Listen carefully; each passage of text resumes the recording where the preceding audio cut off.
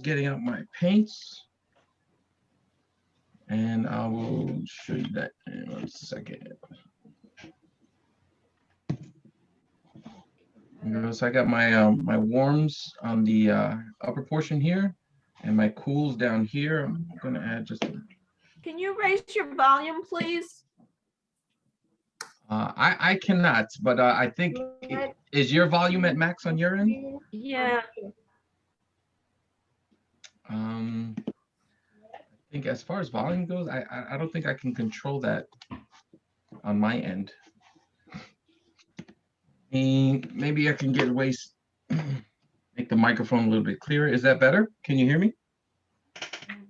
Is it better? Yes, we can hear Sam. Yeah. Just a question.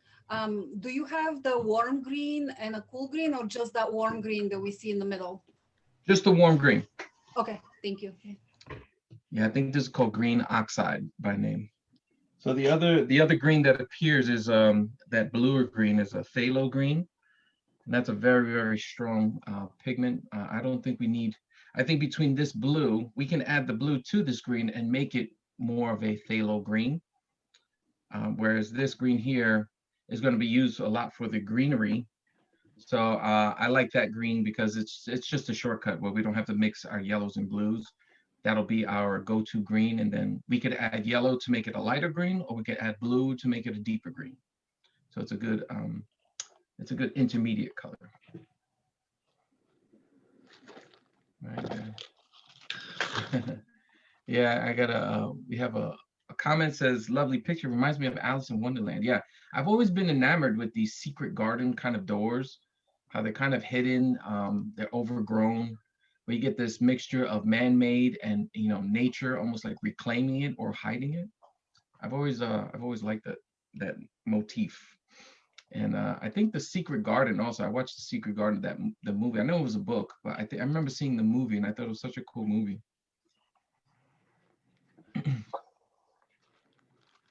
It just left a lasting impression on me. All right, so for brushes, I have a couple of different types. I have two kind of, these are the natural bristles. I mean, this is technically a synthetic brush, but it's meant to mimic the natural, like hog hair bristles, those rough bristles. And then I have three synthetic brushes here. I know you guys have a mixture, so I just want to show you some of the brushes that came in handy when I painted this.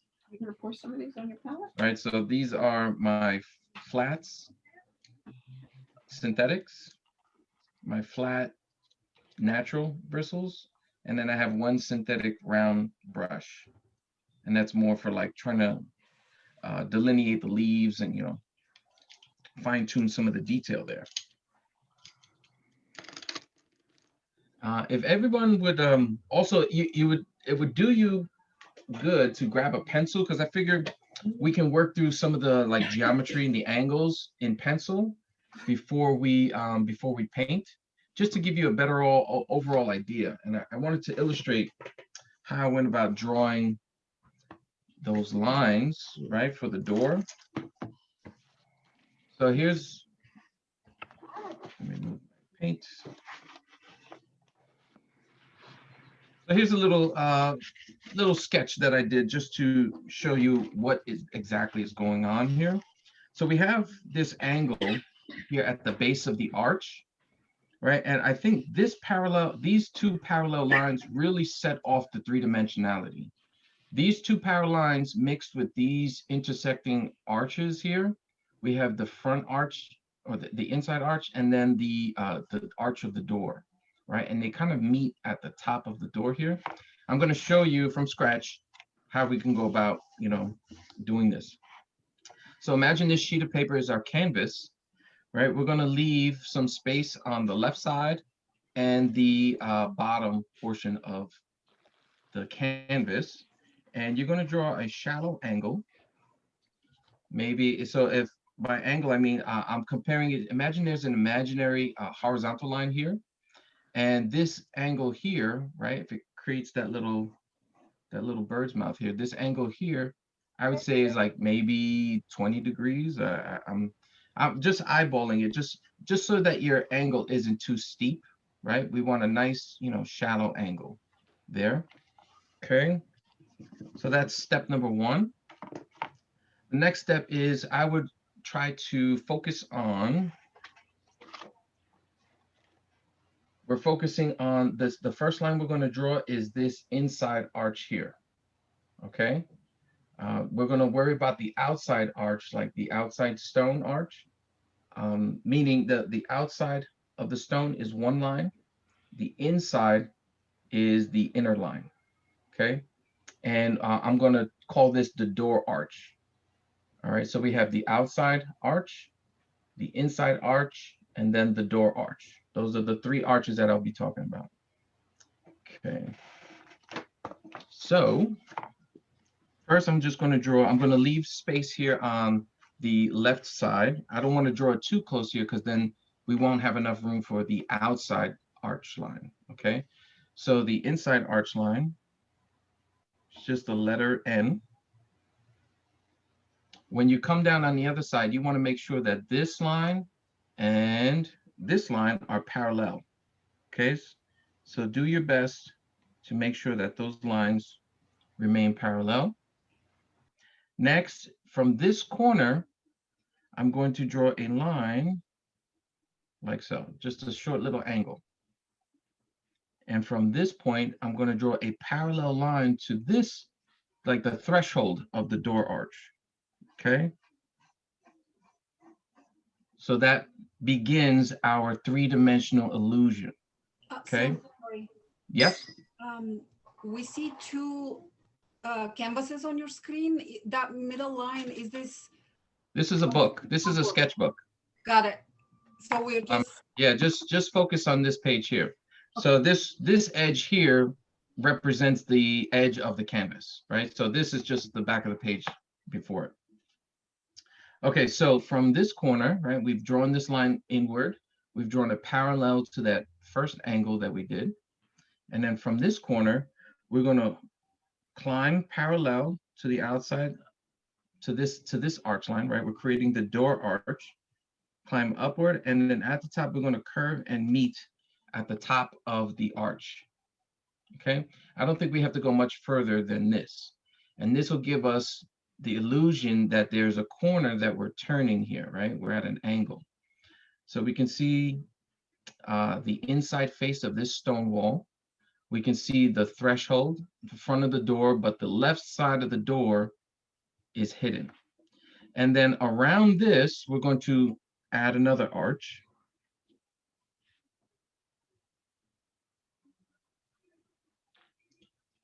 And that represents, now this represents the stone face, okay?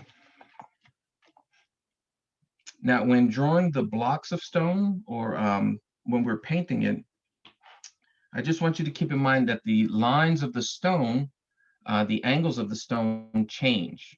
So when they're closer to the ground, the stones appear parallel. You see this line? So imagine this is the first stone at the base of the arch. You can see this line here, and these small lines here are parallel.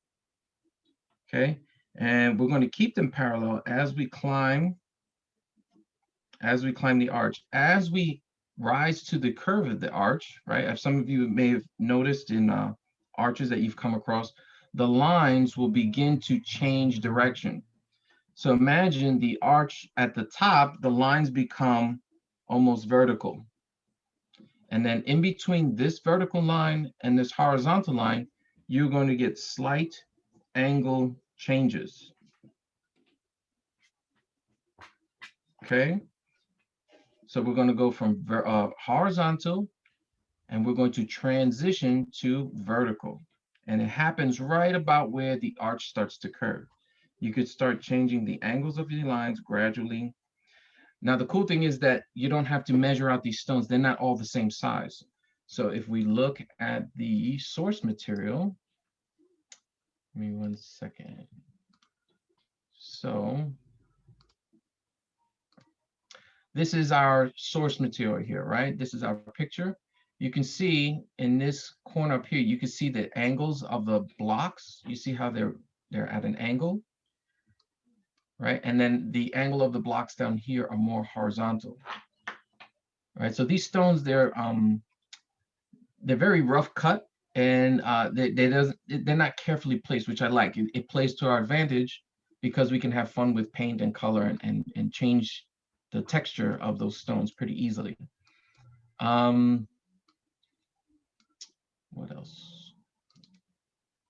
I think that's about it, right? So we're trying to create this dark insert arch, right? This dark shadowy plane here, the side plane of the stones, and you can see how the face of the arch is pretty consistent. It's more well lit on the left side. You can see how the stones appear lighter, so they're going into shadow as you cross the canvas to the right.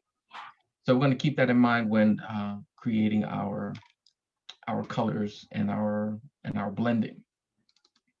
All right, so we're going to draw the arch in its entirety as if though this bush does not exist. Okay, trying to draw this bush is going to eat up a lot of time, and I think we should just use the paint to create the bush naturally.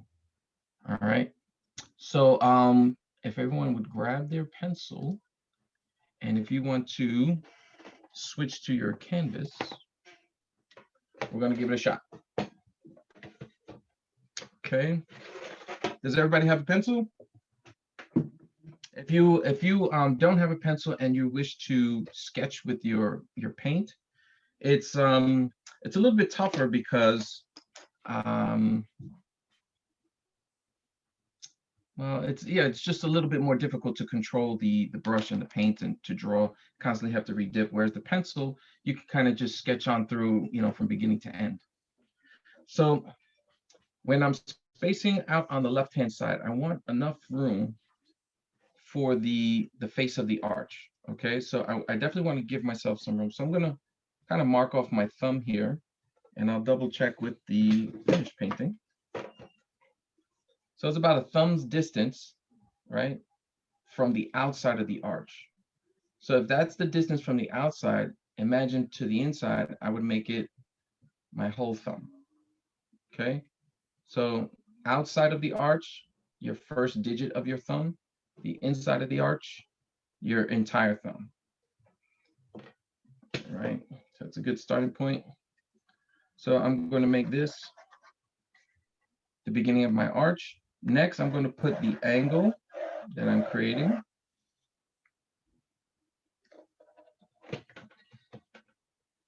Okay, and I'm going to rise. I'm going to create a fairly large arch, right? I don't want to go up too high because I want to leave room for the greenery and this coming down here. So if your arch is a little bit higher than mine or a little bit lower than mine, it's not too much big of a deal, right? So let's see, if we had to measure, it's about fourths, right? So 1/4, I'm using from the top of my canvas to the top of the arch, that is my unit of measurement.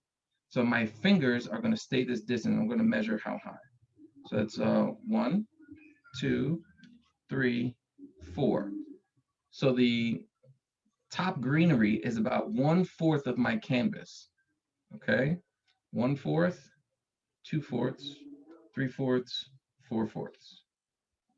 All right, so we can use that to our advantage of our arch. If I draw up here, again, it doesn't have to be super exact. What are the things that I want to make sure that the arch, these lines run parallel, and we have a nice curve that matches them.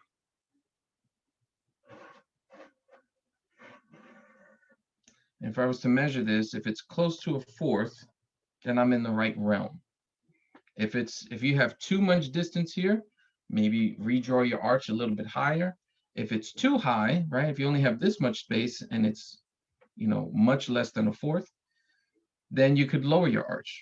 Okay, so you adjust accordingly.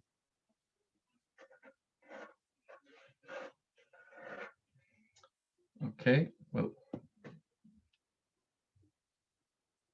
focus. Okay, let me just fix that focus so it doesn't change.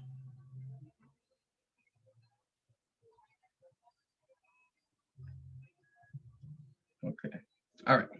So now we're going to come down to this bottom right corner, and we're going to draw that angle coming in. Now, you don't want to draw it too high, okay?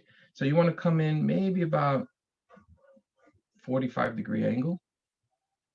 That's pretty much a safe angle to draw. It could be a little bit shallower, a little bit less, but anywhere from 45 or less is just fine. Okay, and then I'm going to draw a parallel line to this first, like this threshold, this first diagonal line that we drew.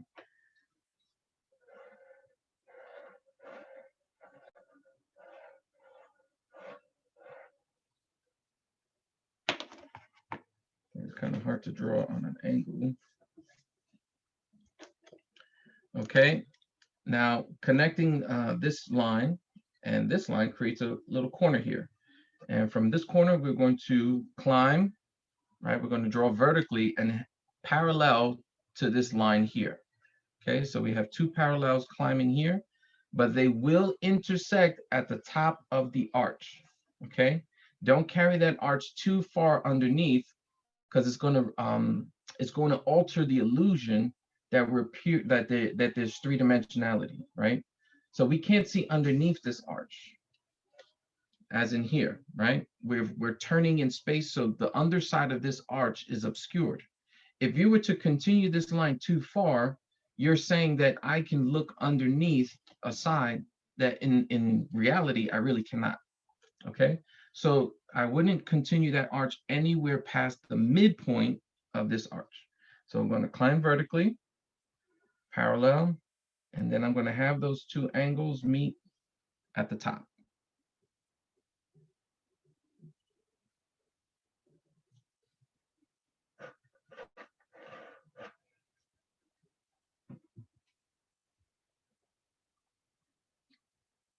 All right, how are we doing so far? Thumbs up? Yes. Were the instructions clear enough? Does anybody need me to explain it again? Okay. And then, let's see. We have our inside arch. We have the arch of the door arch. So now we're going to do the outside arch. That will be the face of our stone arch. So we're going to be bound by this diagonal line. So the arch should wind up on this diagonal line that we first drew. I'm going to start on the left side. Now remember, I said it was about a thumb's distance from the edge. So you can use your thumb as a measuring tool. I'm going to climb vertically parallel to the inside arch. And I'm just going to follow that arch all the way around till I get to the other side. Now, like I said, there's a lot of irregularity in the stone. So it doesn't have to be perfect all the way around. If there's a little wave to the line, that's fine. Plus, we're going to paint over this anyway. So the idea is to kind of cement in our mind what it is that we're drawing or what it is that we're painting. Because chances are these lines are going to disappear very quickly, and we're going to be putting in different values, of paint to kind of take the place of our linear drawing.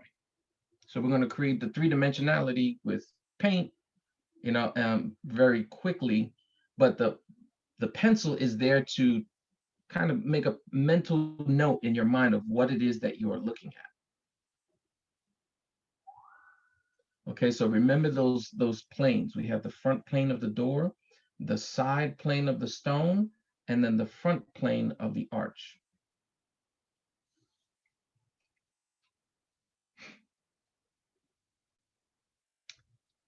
The key really being is this inside arch, this here. If you get that accurately, it doesn't really matter what colors you do, but as long as your tones are darker at the top and lighter when it comes down, or darker than the outside arch, you will maintain like that sense of three-dimensionality.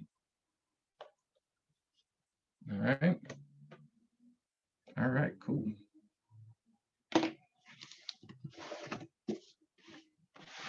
So once again, we are not using brown, right? We're going to be using different tones of or different hues to make our browns and our earthy kind of hues.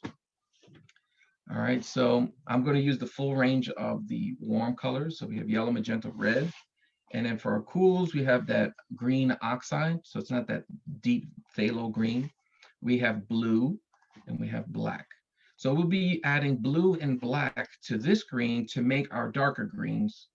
And we'll be adding yellow to this green to make our lighter greens. Right, so having green is kind of a convenient shortcut sometimes. And it's a good intermediary. All right. So everybody has their cup of water. We can prime our brushes. So it's just taking our brushes, dipping them in water, taking out any of the air. We don't want any air in our brushes. And then I'm going to tap on my paper towel, or I'm using a damp rag. I'm taking out any hidden air or hidden water, actually.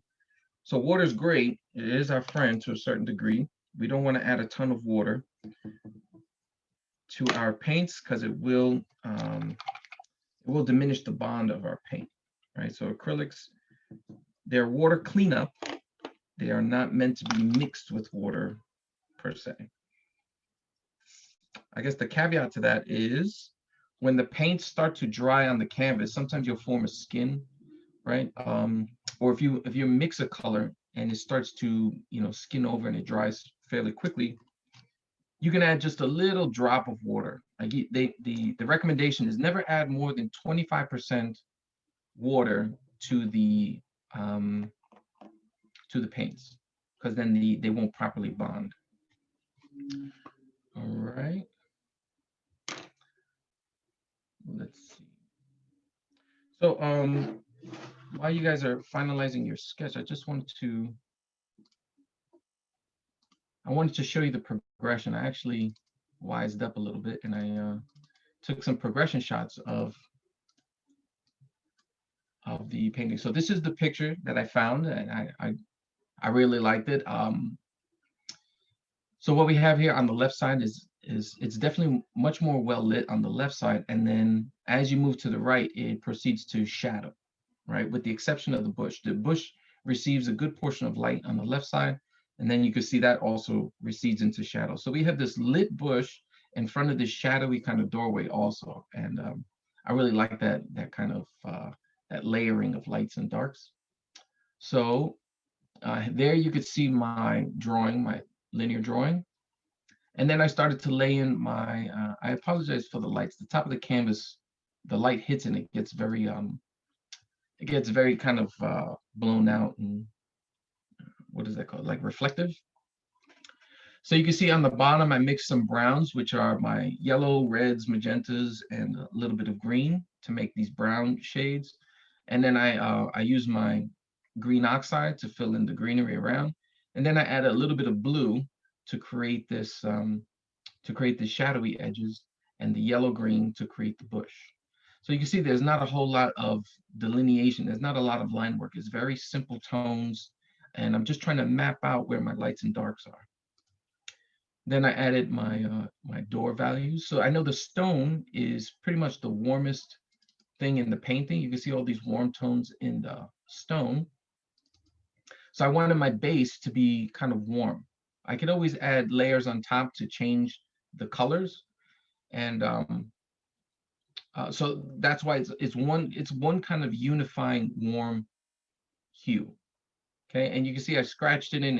It's pretty thin. It's not very caked on. So a good rule of thumb in painting is fat over lean, right? So meaning that you want your last values to be like those are the thickest values, right? That it plays more of a part in oil painting, honestly, but it is applicable to a certain degree in acrylic painting. So the fat meaning the oils, right? Fat over lean. So you want your very thin layers to be on the lower end, because those will be dry and they will stabilize much sooner than the upper layers. The upper layers will tend to have more paint caked on. There's more impasto. There's more there's more, what is that? There's more volume of paint towards the later stages of the painting, and those may take longer to dry. So when those longer, thicker layers dry over a thinner, more stable base, overall you have a much more stable painting in general. So you can see my first layers are very scratchy, although they do cover the entire canvas. So all the hills and valleys are filled in with color, but you know, they are done somewhat thinly. Okay, so remember in the beginning, we're going to go thin, and then little by little, we're going to build it up. Here's my second layer. So I'm starting to delineate my, not delineate, I'm starting to emphasize my shadows and lights more. So I'm using a little bit more of blue in the beginning. Yeah, sorry, I'm interrupting you, but is it possible, like last time, to please send us the final picture so we can arrange to watch you and also the reference? Sure. I think Sharissa, I emailed her the final painting. I believe she can email that to you guys. Yeah, I can email it to everybody. As soon Awesome. as we stop screen sharing, I'll do it. Okay. All right. So so little by little, I'm adding extra layers. You can see that with the leaves, I'm being very impressionistic. I just want a kind of back and forth between dark and light, dark and light. And I worry about the final shapes of the leaves in the later layers. All right, so this is the next progression. I started to add the values to the stone in the front. And I probably could have taken two or three more pictures in between, but here you can see how I'm differentiating the stone values. So I have the left side is lighter than the right side, but the inside face of the stone is the darkest. Okay, so even though this face is darker than here, it's not as dark as the inside face of the stone. Okay, so things like the lines of the wood, that's the last thing I did, the lock. And then I added some lines around the leaves. We'll see how it goes with the leaves if we even need these lines. I feel like in some places I was a little heavy-handed, and the lines just came out a little bit stronger than I would have liked. But overall, the little flowers at the ends of these branches that came at the very, very end after all these layers had dried. So the name of the game is layers. We're going to start thinly, and then we're just going to keep building up, and we're going to push our values in the beginning, try to locate those fairly soon, and then build off of that. All right.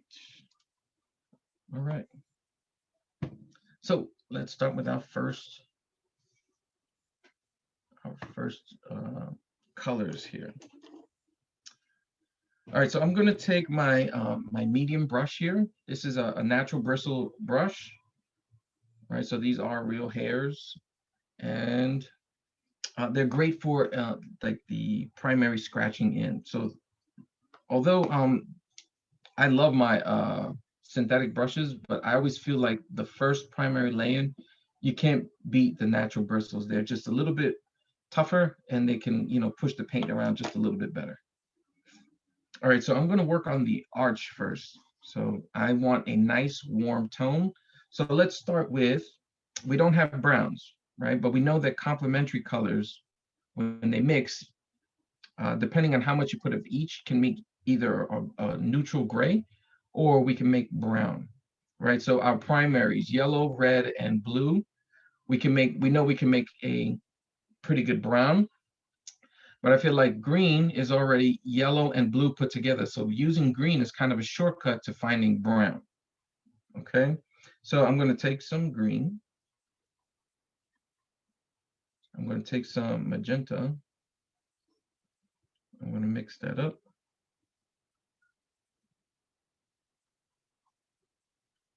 And you can see that already neutralizes pretty good. It looks like a neutral gray already. Now from here, what I can do is add some yellow.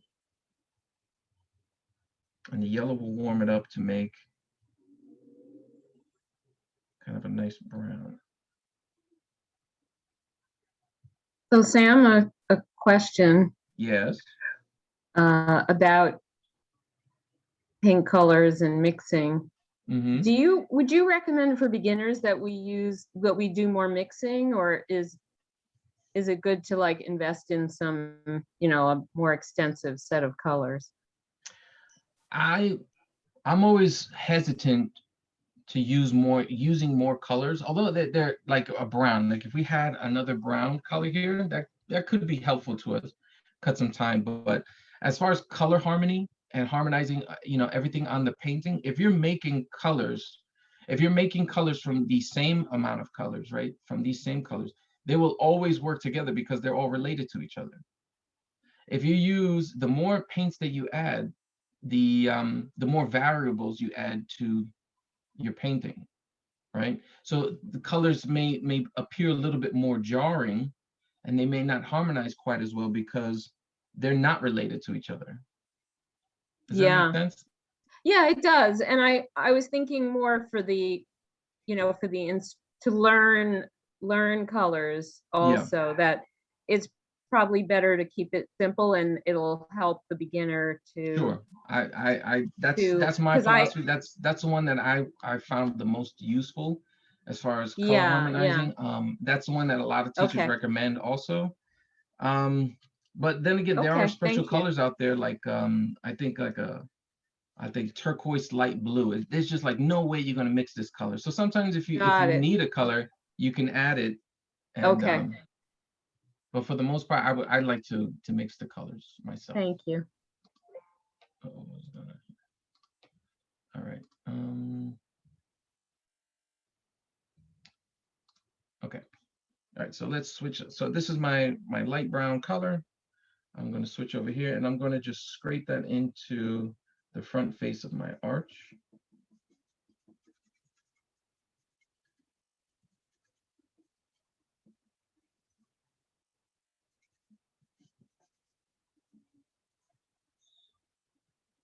So right now I'm just setting the tone for what's to come.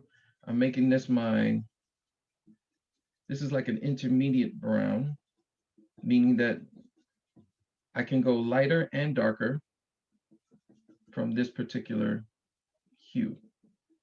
It's very thin, it's very scratchy, but I am filling in all the hills and valleys. Hills and valleys, if you don't fill them in, what you get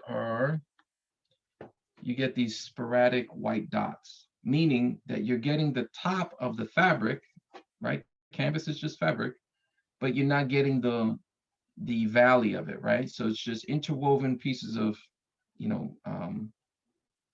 what do you call that? Like string, I guess. And then, so you have the strings going up and down over each other. If you put it on too thinly, you're only hitting the top of the weave and not filling in the valley.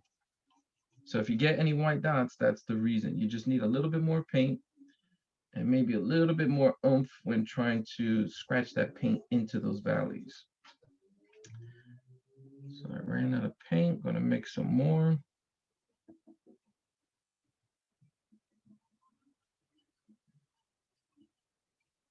So when I'm mixing my paints, I'm always bouncing the paint. I'm not swirling the paint, so to speak.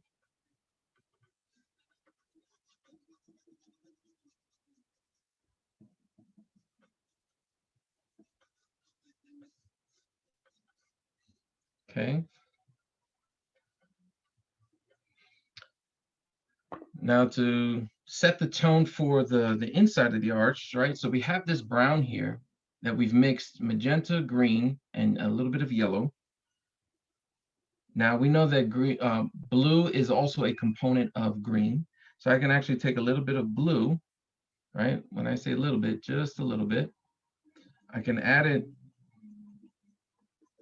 to my brown here. Add my other components, right? It's the same thing. However, I'm going to add just a little bit more blue to darken it up.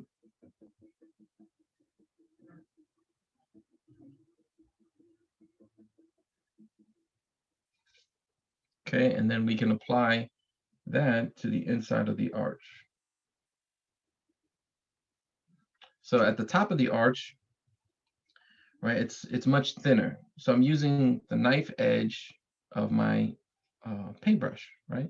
So when you pick up the paint off the palette, if you press and pull on each side. So I press, pulled, flip, press and pull, right? I'm doing it fairly quickly, right? So it's just press, pull, press, pull. I'm loading the brush and pulling at the same time. That will give you a nice, fine edge, right? It's pushing those bristles together on each side. So then when you turn it sideways, you get a fairly decent, thin edge. And then you can switch to the more of the broad edge coming down to fill in the inside of the arch.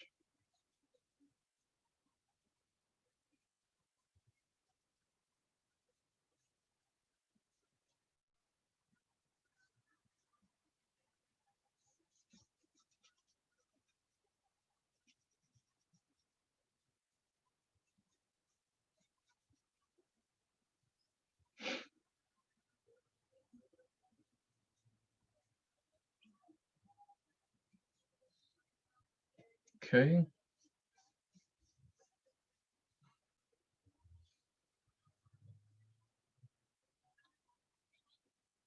All right, so now the ground in front of the threshold here is dirt. So it does have more warm tones. And it's, let me see if I can bring up the source picture.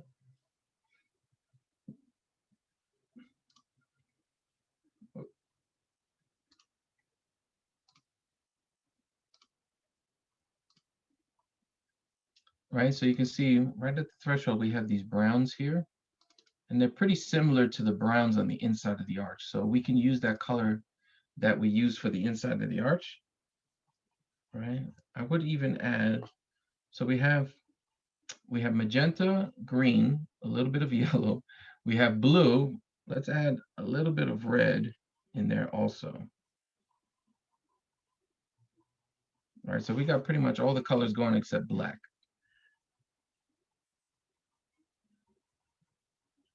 Right, you can see how adding just a little bit of red gets us a very rich brown.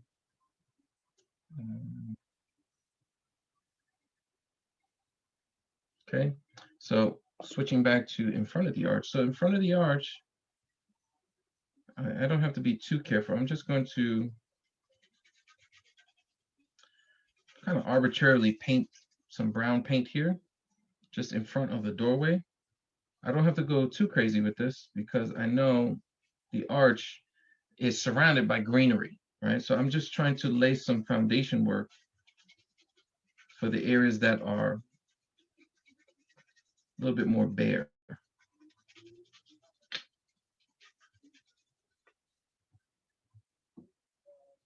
Okay, you can already see we have like this kind of three-dimensionality going. All right. So next for the actual stone threshold, right? So this little step here is actually made of like a grayish stone. So I think our magenta, I haven't cleaned my brush yet. I'm still using the same brush. So this is the great thing about, color harmonizing. If you're using the same colors over and over, but it just in different ratios, the color overall, or the painting overall will appear very harmonized. Like all the colors will kind of vibrate on the same frequencies rather than having something jarring out on one side and comparing to the other side. So on my palette, I just mixed a small pile of just magenta and green. And what you find is you get a little bit of a gray there. Well, I think the overall theme is I'm avoiding white in the beginning.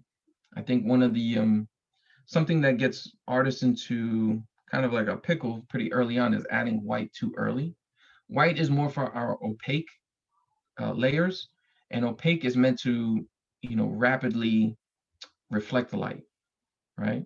So the deeper areas and shadows, I tend to put no whites in there, If you layer white into the shadows, it's going to make your shadows appear much more shallow, right? And it's going to kind of equate it to your highlight areas.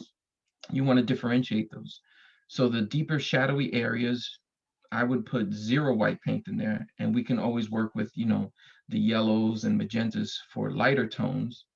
And we save white for the areas that do have a lot of light, so that reflects the light to your eye a lot sooner. So this is that gray that I was talking about, that grayish tone. Let's switch to the paint. Let's see how it looks over here. It's still a little too warm. You know, I am going to mix just a tiny bit of white into it. Let's see what happens. So just the corner of my brush, I'm going to put that here, and that grays it just a little bit. And I guess for the stone step, that would be fine. Still a little too dark. I'm going to grab a little bit more white.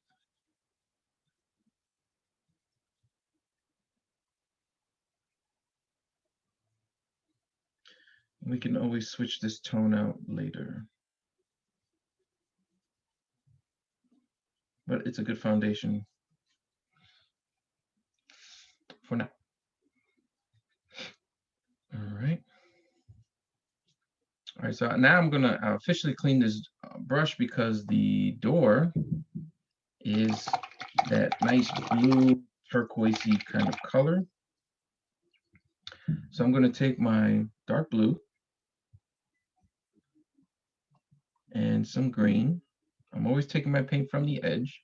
So you can see how I have a little bit of blue on this screen. I have a little bit of the other colors on this side, magenta in particular. All right, so you just keep moving around the edges, right? Picking away at the reservoir in the middle, never diving into the center. And that'll save your paint over the long haul. Okay, so I have like this kind of dark turquoisey green. Right, it's a little murky, which is good, because that'll be our shadowy tones. Let's go back up to the top. So at the top of the arch, I'm going to start to lay in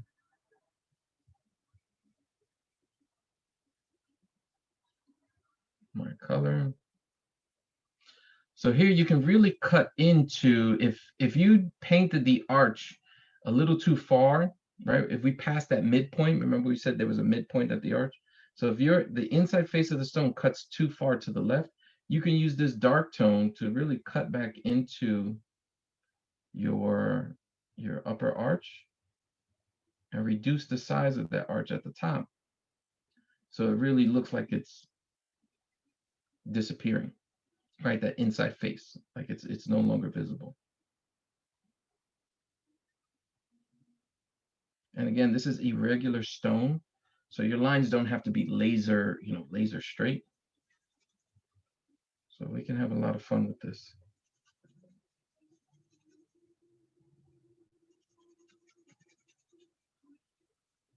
Okay, and as we descend, we know that our blue gets much lighter.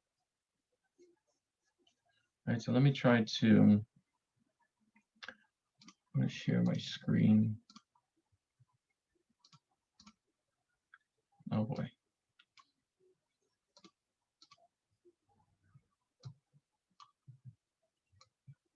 No, I don't think that's going to work. Okay.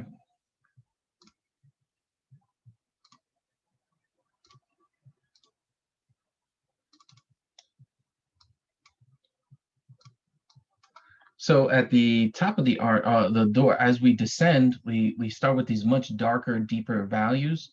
And then as we come down towards the floor, they become much lighter in value, but it's very gradual. And the doors overall is, if you compare it to the stone here on the left side, you can see the difference in tone. This stone here is probably the lightest parts of the entire painting. So you can see how much darker the door needs to be than the lighter area. All right, so when we're coming down, let's see, I'm going to just add just green by itself and just kind of mix that in right on the canvas.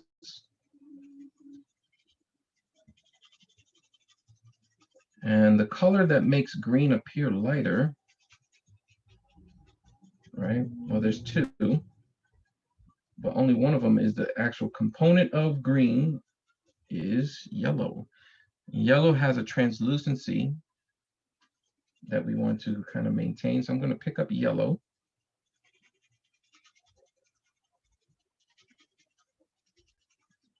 I'm going to kind of lighten up that green as we descend.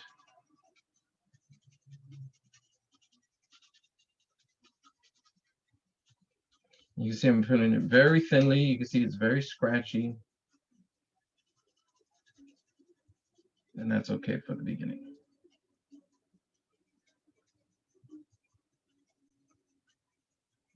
So as we push, so you can see how thin it is here, the blue at the top. Just as an example, you don't have to necessarily follow me right now. I don't want you guys to paint wet on wet. But as I deepen and darken these tones at the top, it'll make the bottom of the door appear lighter. So right now they look pretty equal, but as we add more and more layers to the top, it will become darker and darker up here. And we're going to be saving our lighter values for the lower part. You can see what happens if you paint wet on wet too soon. You get these like bald spots. All right, the paint tends to stick to the brush and it rips right back off. But just to show you where we're going to make the top of the door much more dark and make the bottom door appear lighter. Even though right now everything looks pretty even, right?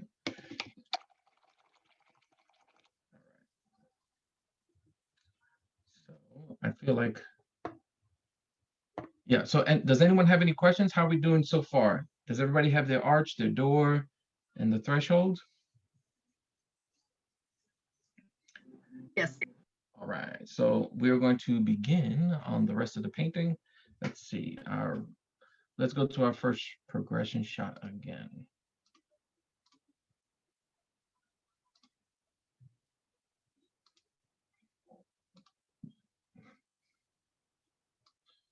All right, so we have it's almost like a vignette kind of a situation where the corners appear darker than the center, right? So we have that intermediate green. We're going to start using that green to go over. So this intermediate green will be here, the green oxide. And then as we darken other areas, we're going to add blue to it to create a shadowy kind of shape. All right. Okay.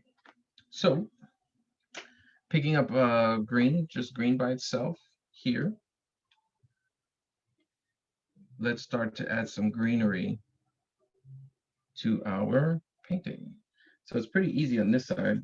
Just going to scratch it in. You know what? I think I'm going to switch my brush. So now that I see how much greenery that we're going to be doing, this brush is pretty, it's a good brush, but not good enough. So I'm going to switch to my larger brush here. If you have a synthetic, that's okay, but I'm going to use my natural bristle brush. Okay, I'm going to load up some just plain green. Yeah, now we're talking. So if you can see the difference, I can really push the paint around.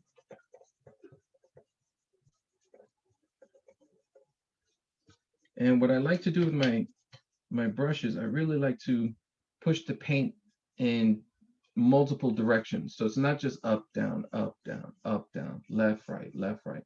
It's more of like omnidirectional kind of pattern. And I try to randomize it just so I can really push the painting into those nooks and crannies, right?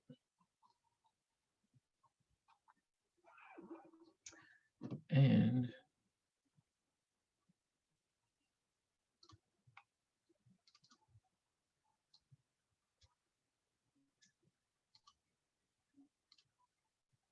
just going to share with you real quick the source material here again. So the greenery obscures the bottom of the arch. So if you see down here, the ivy is wrapping around the base of the stone.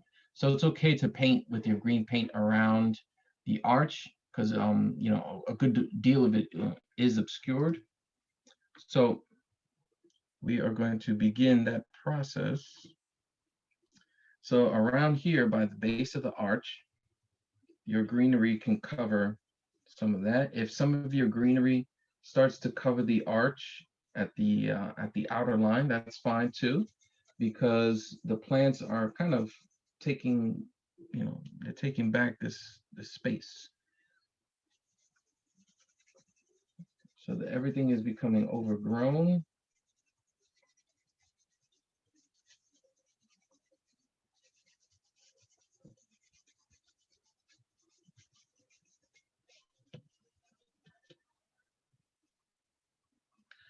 There's a good deal of plants on the base over here.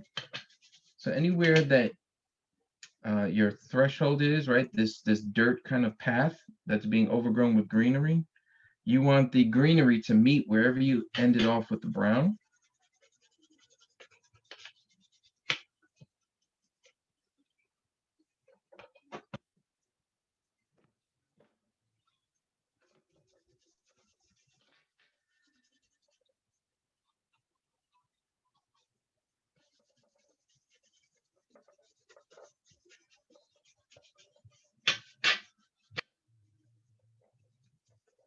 Right, as far as making everything nice and one what I'm trying to say is that it doesn't matter if you see brush strokes. If you see brush strokes, that's fine. You don't have to make everything this one smooth kind of layer. Okay, I ran out of green paint, so I'm putting down some more.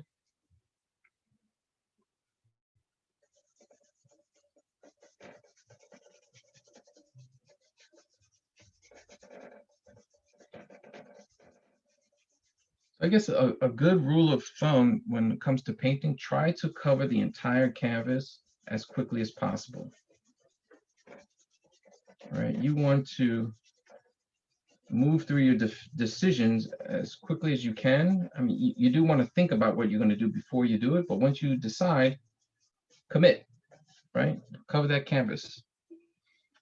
All right, and now to the vignetting, right, where we have more of the darker greens, creating this sense of depth. Like in the upper right-hand corner in particular, I'm gonna take my brush, still has green on it. I'm gonna take a little bit of blue, and I can tap some of that blue in there,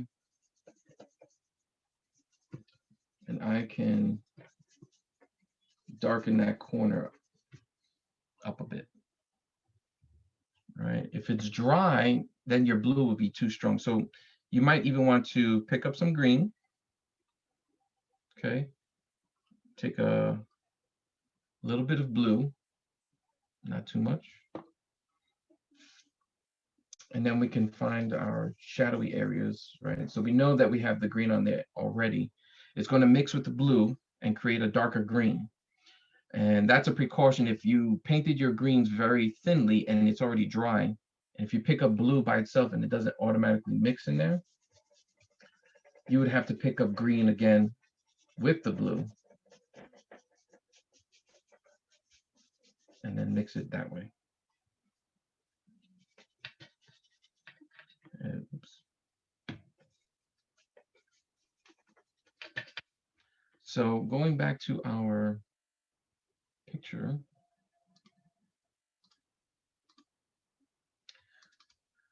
So when I'm looking at darker areas, right, one of the key tricks that I use is squinting, and squinting makes your lights and darks appear much more contrasty, right? They stand out more. So when I'm painting my darks, I want to squint just a little bit at the picture, and I want to look at the shape that the darks are making in the shadows. So I have this shape here against the right side of the arch, and also you can see how there's a good deal of darkness curving underneath the bush in the lower right-hand corner. So that when I go in with my blues, I'm trying to recreate that round kind of darkness shape going on over here. Okay, and then likewise for that shape going up here. So the shape that comes up here on the right side of the arch, we have the bush over here kind of going into the arch area. And then all of this here, there's maybe like 3 fingers of shadow that I see. And then the majority of this is pretty dark. So I'm going to make a dark green, and I'm going to try to make those shadow shapes, right? So I said there's kind of like 3 fingers of darkness there. See, decision, make the decision, and then just go for it.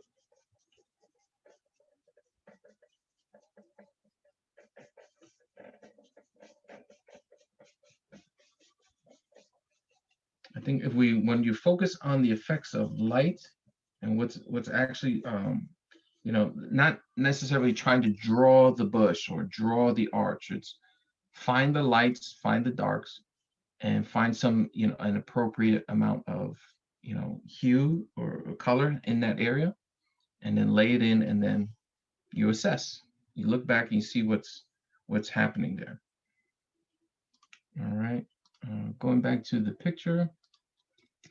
So on the left side, you could see these deep shadowy areas along the top left edge of the painting.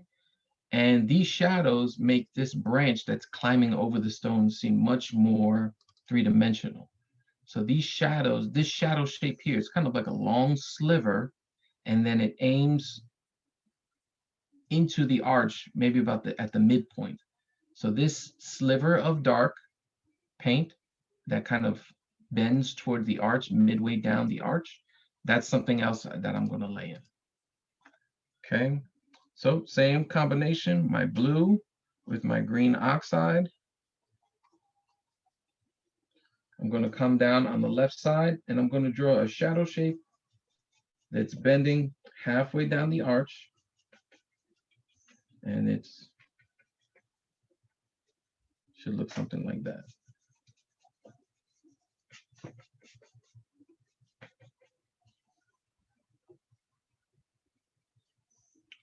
Okay,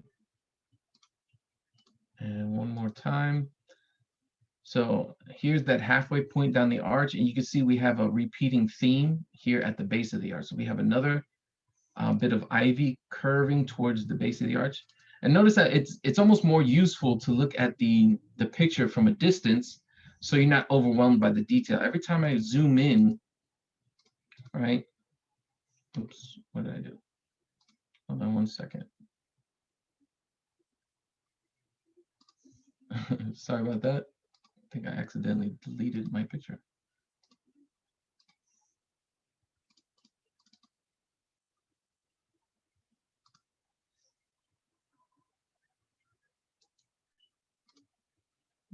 Okay.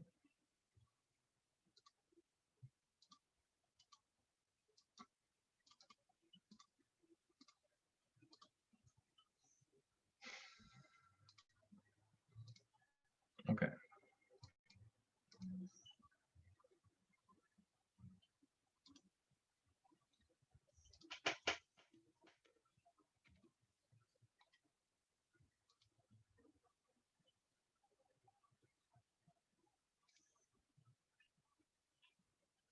All right, I got the picture back.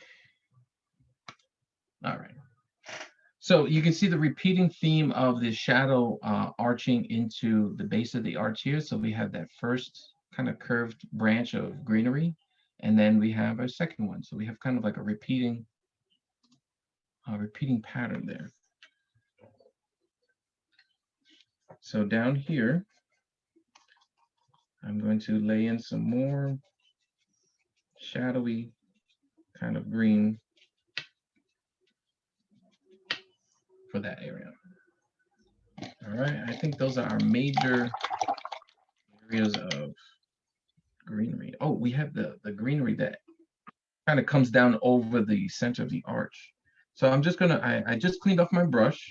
All right, when you clean off your brush, put it all the way to the base of the cup, paint the bottom of the cup, work out all the paint inside the bristles, and then just scrape off the extra water on the edge of the cup. And then you take your paper towel, dab it off, make sure all the hidden water's out, and then I grab my fresh paint of just green oxide.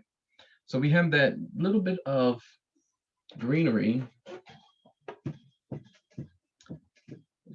coming down, falling over the arch and creating this nice, interesting, water, almost like a fall of greens, right? This vine overlapping the arch.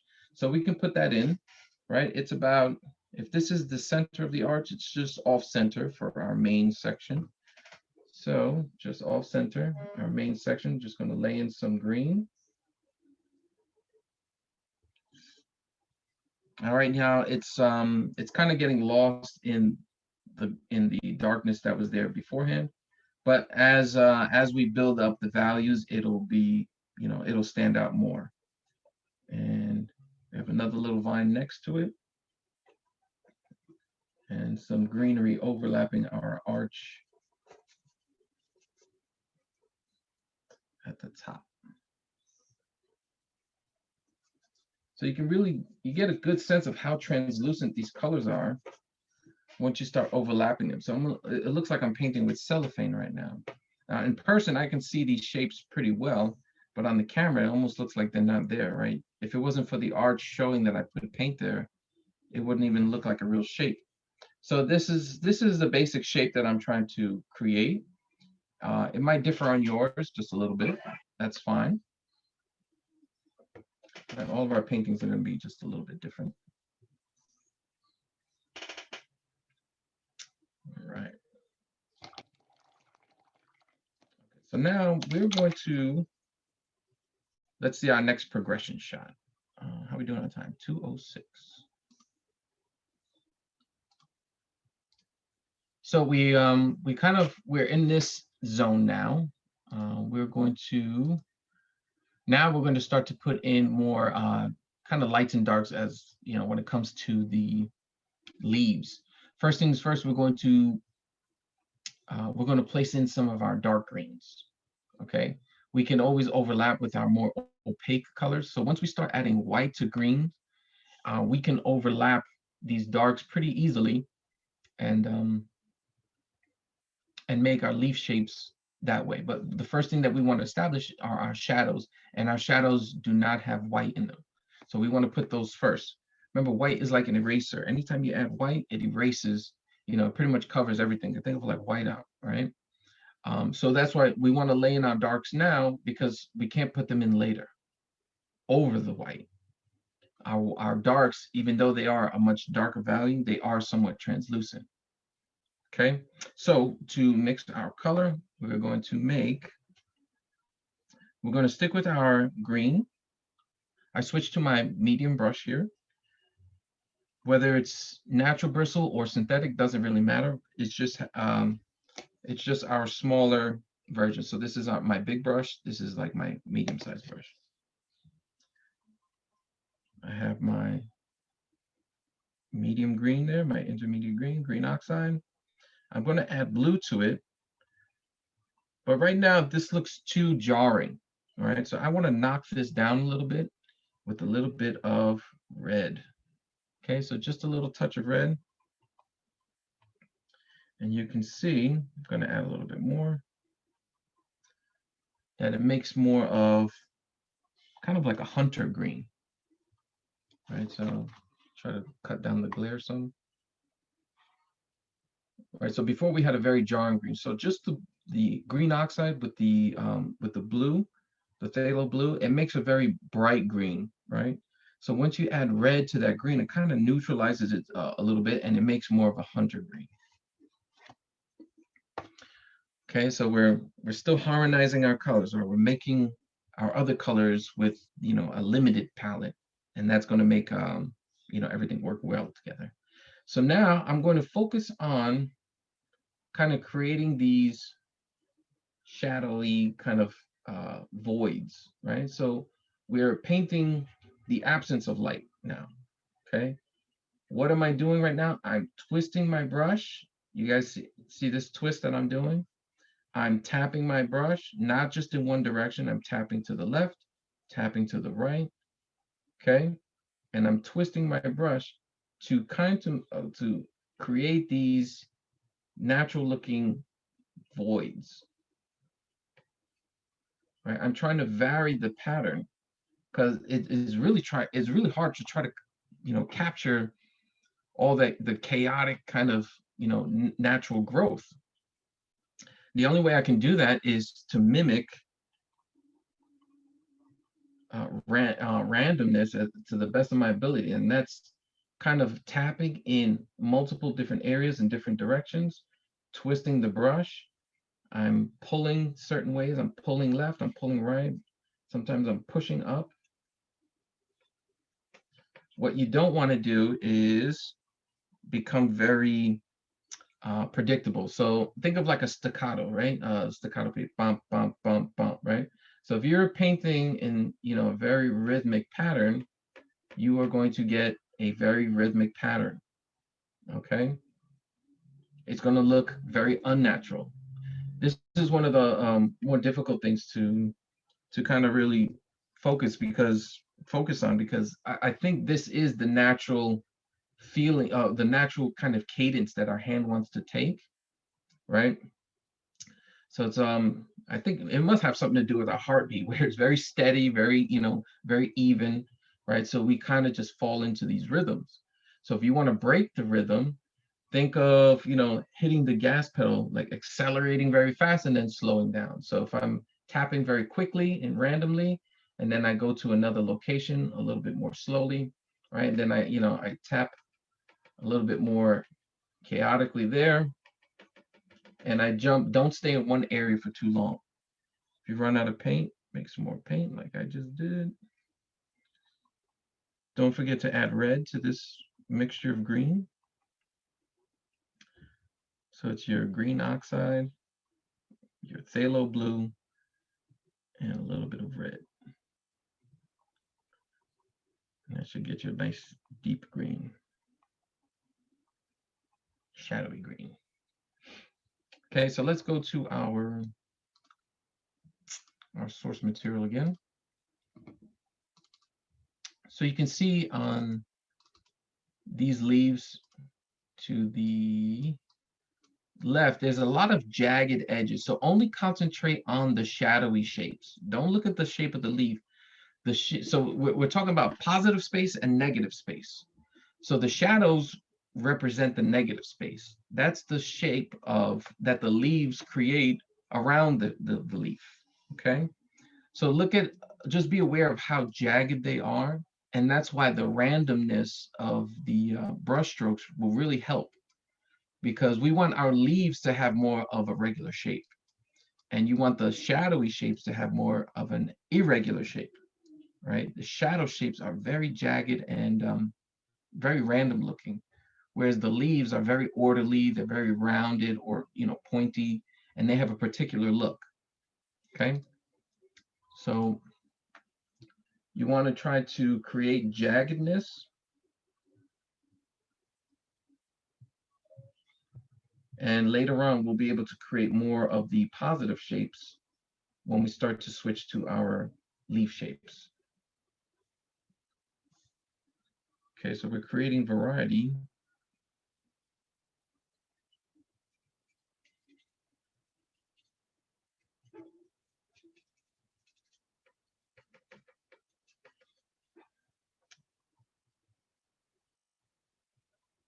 So the leaves that fall over the arch are much smaller. So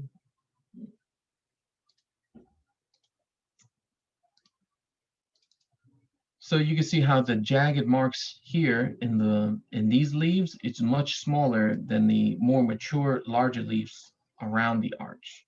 Okay, so this is new growth over the arch versus more mature growth, surrounding the arch. So that should affect the amount of paint or jagged marks. So your jagged marks in the new growth should be much smaller, and you can go larger for the shadowy negative shapes in the more mature growth around the arch.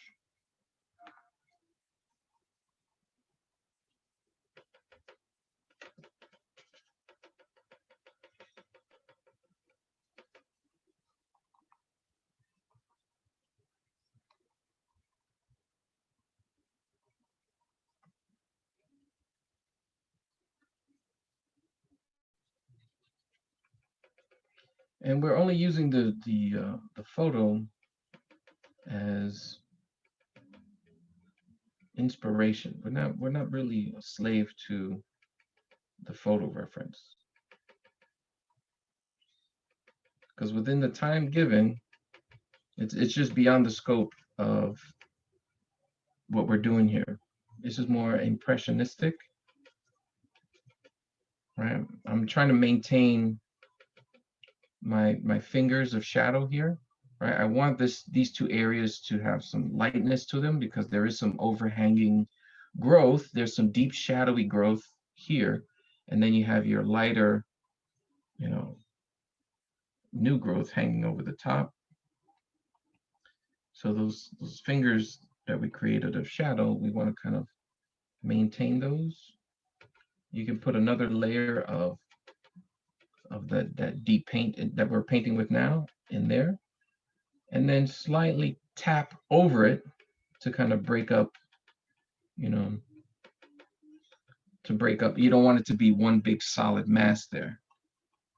So although we're trying to, it's like it's kind of like a paradox here. We're trying to paint darkly around it, but we also need that dark paint on to appear on top of it because there are other leaves growing there and stuff.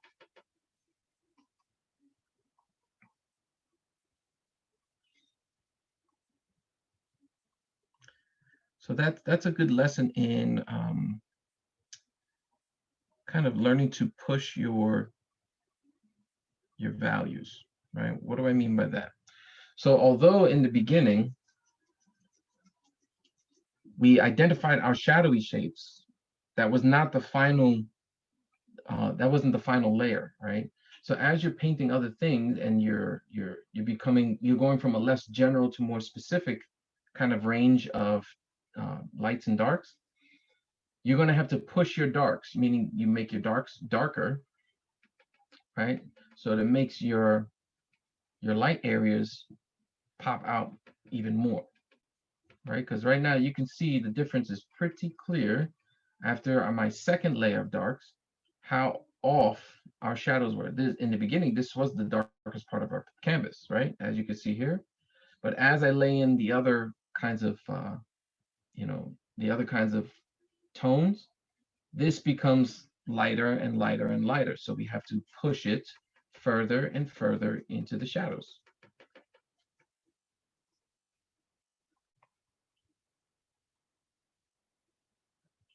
In the case of the lights, we haven't really, started to develop any highlights just yet. But it would be, the opposite. We have our lights, like this is the lightest part of the painting. But towards the end, we're going to make it even lighter by adding white over this because the stone is more of a light gray in this area. So we're going to be pushing the lights. We're going to be pushing them further light, pushing the darks further into the darkness, and pushing the lights further into the light.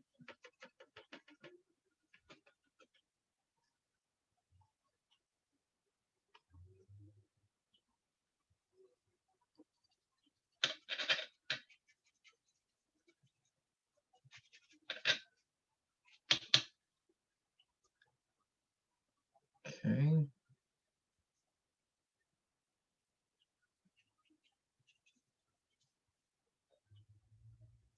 All right. Wash that brush off.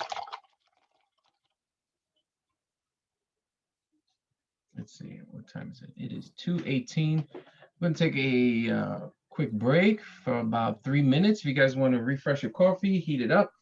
I have my tea here. And I'm going to, is that okay, everybody? Like a 3? Yeah, I was just gonna say I gotta step away for a second, so I need Okay. my legs. All right, awesome. So we'll leave this break time, and now we'll come back at 2:25. Make it a 5-minute break. All right. If you want to keep painting, that's fine also.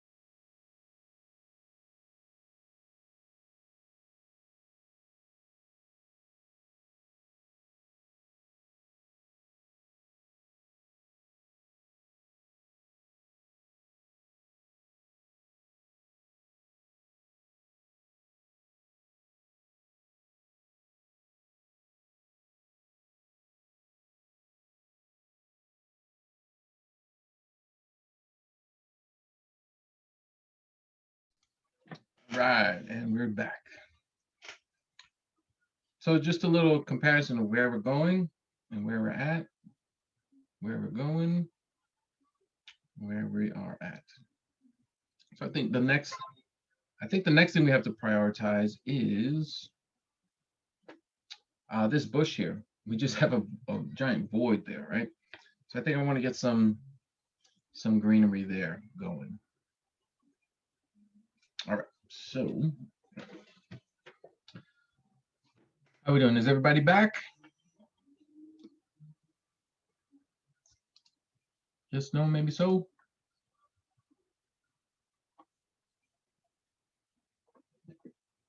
Yep. All right. Okay, so again, I'm going to be using to start, I guess what I'm trying to avoid is adding white too soon. So for this bush, I'm going to use green and yellow. Yellow is a pretty high value. It is translucent, but it does have, some opacity to it, especially this yellow. So I'm going to take some green oxide, and some yellow. I'm going to mix it to make a lighter green.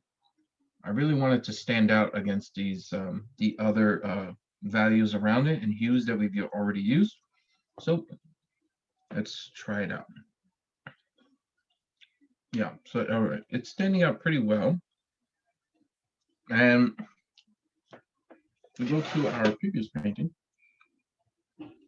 You can see about halfway up the arch, right? So this is the bush area here. It obscures the lower right-hand corner. So I'm going to be painting all of this green, but in this area, I want to kind of start to make these round shapes rather than, I don't want to make just one big geometric kind of blob. So I want to use the brush to my advantage and actually make the shapes of the leaves using the brush and have it do some work for me, right? So as I cross over this edge here, I'm just going to take my brush and I'm just going to press, and it should make some kind of like round shapes here.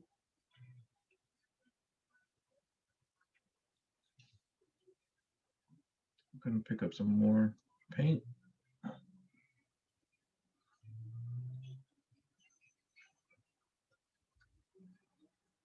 Now in the center, I can be a little bit more indiscriminate. Put another layer of paint here.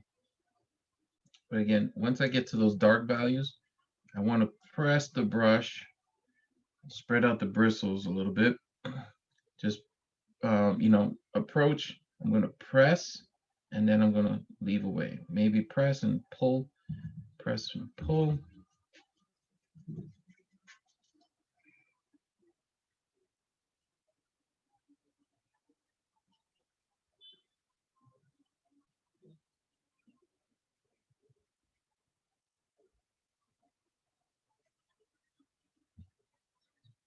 All right, now we've built up some paint there.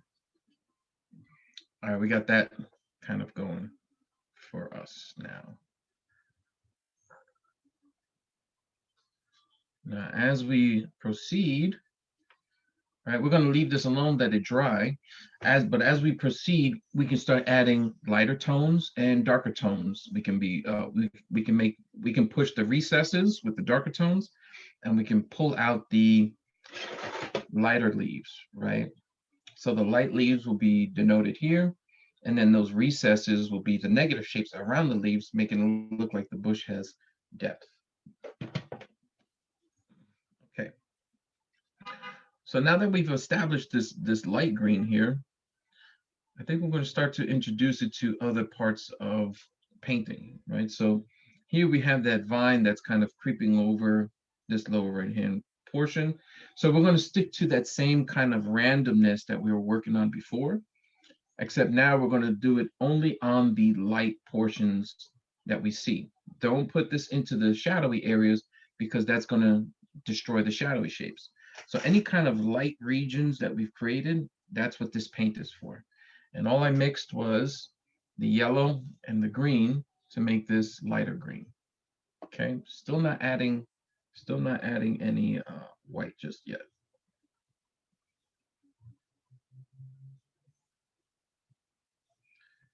And you don't have to really connect all your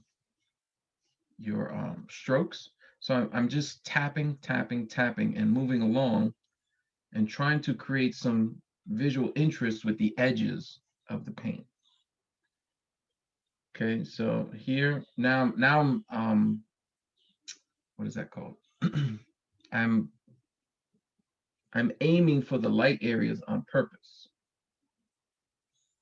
Okay, so any of the dark paint that I placed before, I'm kind of ignoring now, and I'm painting in the light spaces. Now it's okay to get some paint, a little bit of paint overlapping some of those dark areas. You do want some overlap. Right now we're focusing on positive shapes to appear over our negative shapes. The negative being the dark shapes. Those are the shadows, those are the recesses.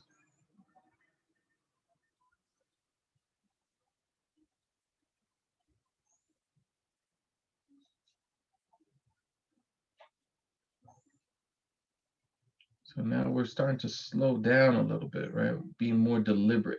I think that was the word I was looking for, deliberate. So we're deliberately trying to place paint in the lighter areas.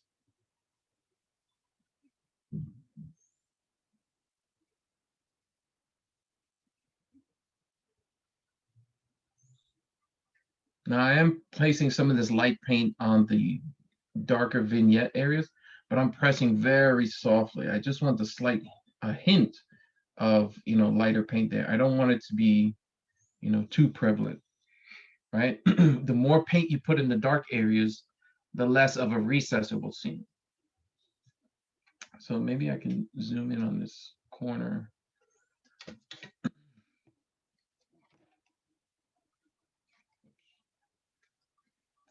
Okay, so I'm putting in my light colors, and as I get to the darker areas, I'm pressing much lighter, almost like a dry brush effect, where I'm getting some light paint on it. You can see it, but since it's thin, the dark paints come through and they kind of really quiet down the light paint, right? We're still working with translucent layers, so you can really use that to your advantage.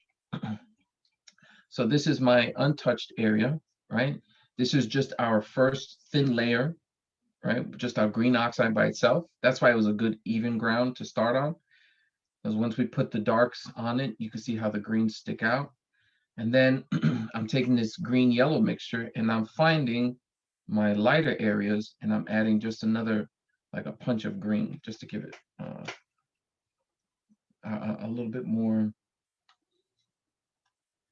meat to that paint.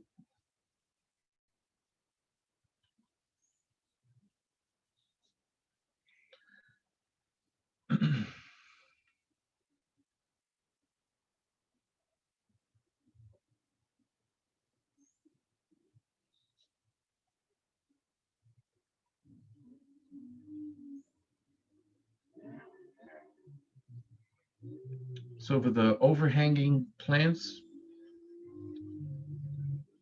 now the shadowy voids are much smaller than the other areas.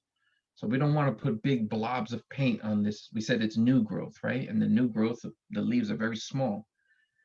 So that means the shadow shapes in between them are very small. I'm running out of green paint.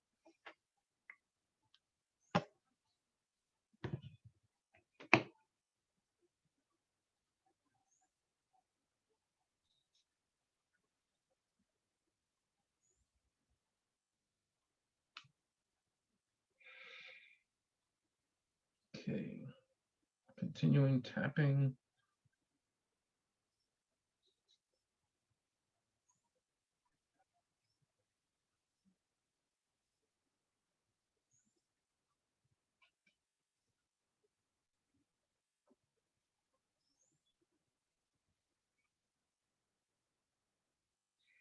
Don't be afraid to put paint, somewhat on your arch, because remember, all this greenery is encroaching on all that, growth.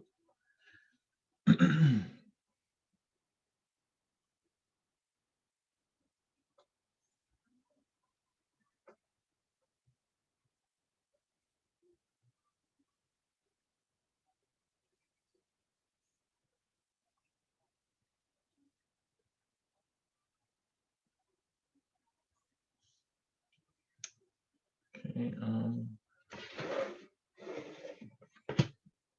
and as we move from the left side of the canvas to the right side, remember, this is the more well-lit area.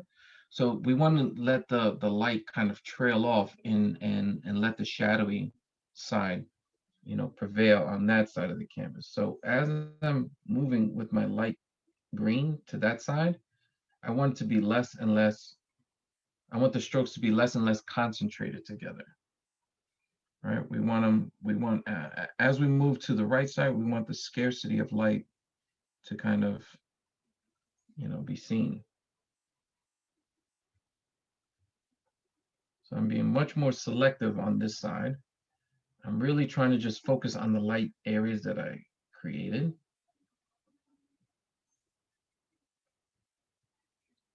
I'm also pressing lighter. Pressing lighter means there's less paint being left on the canvas, and the darker values will be will come through the paint easier. Right? Translucent. Everything is translucent right now.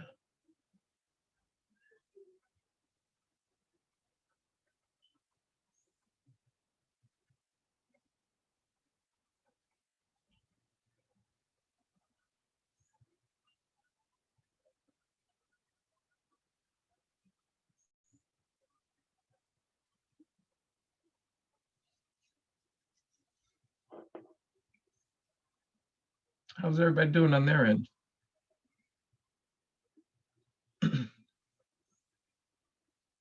Is so far my explanation working? Are you guys getting the effects that I've been discussing?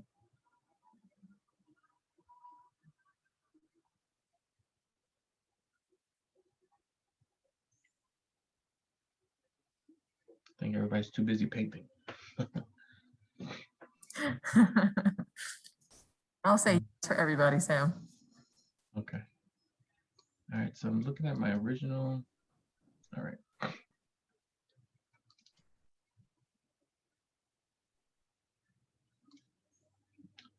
All right, so again, I've been concentrating a lot on the arch, above the arch, but we haven't done too much in the foreground here, right, on the ground in front of the door. So let's take a look at our source material really quick.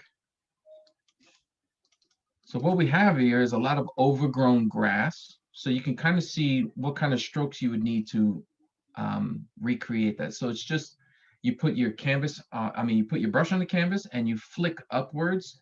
More speed will get you a straighter line. So for any grass, we're going to be doing like this flicking kind of movement. But we also have these weeds, which have these rounded kind of edges, which plays to our advantage because we can make those rounded marks with our brush fairly easily. We can start to lay these greens, these yellowish greens over the brown that we had there. And we're going to be adding in the grass around there as well. All right, so right now it's just kind of like this bland little, mass of brown. So with the light green again, so I think I'm going to lean a little bit more heavily towards the yellow. So I'm adding a bit more yellow to my green. So I'm focusing more on my yellows,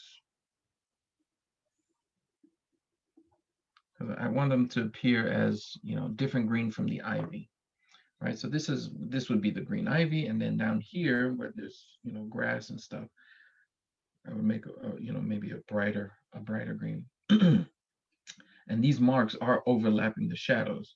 So we have grass in the ground growing upwards, right? And I can flick up as many times as I want to get my grass effect.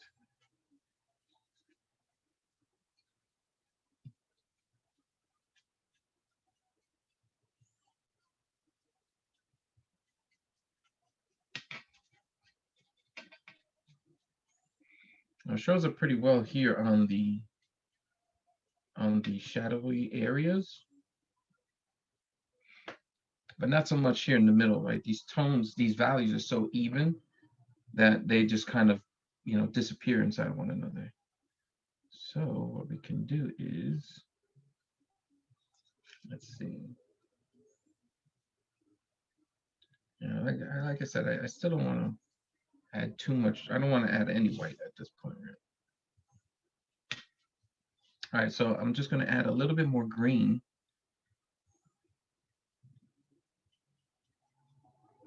So I switched from that yellowish green to just the green by itself.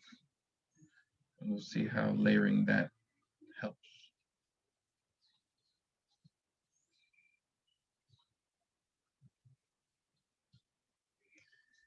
I just picked up a little bit of blue. So I picked up just a little bit of blue down here, and I scratched some of that blue into the green as well. And then what I got was this kind of differentiation here.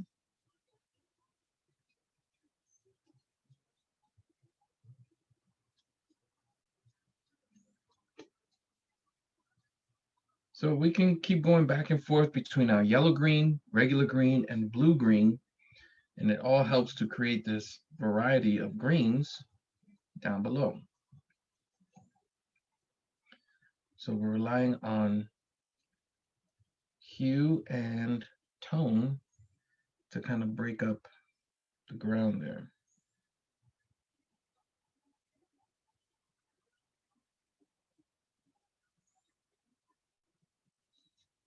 Once again, try to break up your cadence, right? You don't want to do grass where it's just grass, grass, grass, grass.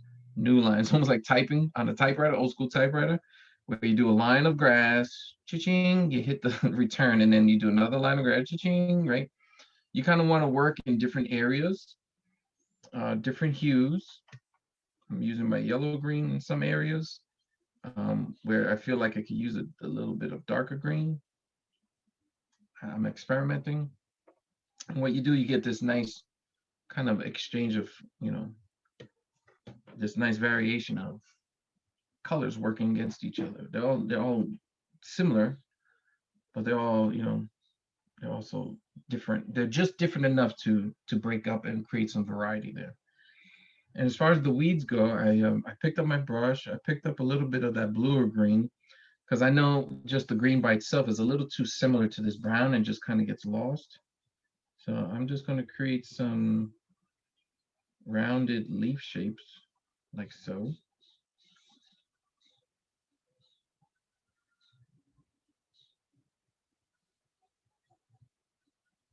And we can work on those just a little bit more later on. Picking up yellow by itself. Let's see what happens when I add yellow by itself. And you get a nice little overlap of yellow too. All right, cool. All right, so now my bush over here is dry, fairly dry. Let's see, should we work on that or should we go back to the arch? Actually, let's work towards the arch. I think I just touched a little bit of wet paint there. So we'll return back to the arch. All right, so we have to start to really push the difference between these values. So the face of the arch and the inside of the arch look awfully similar now. All right, let's look at the source picture. All right, and if you look here, there's a huge difference between these two. So if I was to put it in numerical order, right? So the left side would be like our first value. This is the brightest. Our second value would be the right side of the arch, right? And it's broken up with this overhang of plants here, right? So we have our value 1 on the left, our value 2 on the right, and on the inside face of the stones, that's our third value. And it should be in that order. So the right side of the arch should never be brighter than this side, and it should never be darker than this side, okay? So it's 1, 2, 3. So we have to devise a way to make that happen. So I'm going to take my green and red,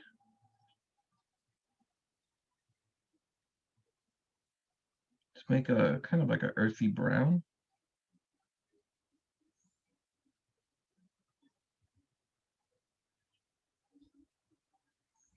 Okay, and from here, I'm going to take a little bit of blue to kind of neutralize that.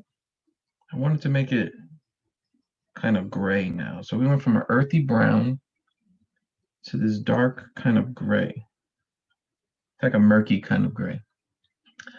Now, if I take white and I add it here, you can see how it becomes more of a stony kind of color.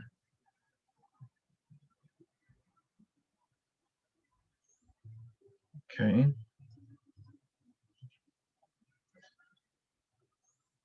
Right, so that was our green, red, and blue made this color. I added white and I made like this stony kind of gray color. These are my favorite kind of grays, these kind of homemade grays. Okay, so let's see. If we take that gray and I place it over here,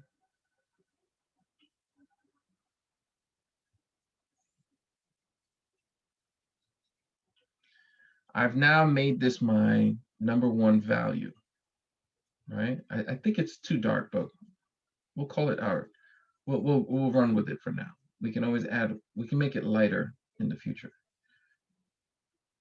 Okay. So if this is my #1 value, that means this side of the arch has to be darker than this one, right? So let's try to, let's see if we can work that out. So this is my light value. I'm going to mix in just a little bit more of this paint. All right, so this is that's my second value, right? And it's related. So I started out with this color, I added white, I made this color, and then I went back into my leftover here and I made this color. So I have my 1, 2. So my third value, if I put it here, it would have to be darker than this. Left side of the arch, right side of the arch, and then shadow of the arch. All right, so let's put that in.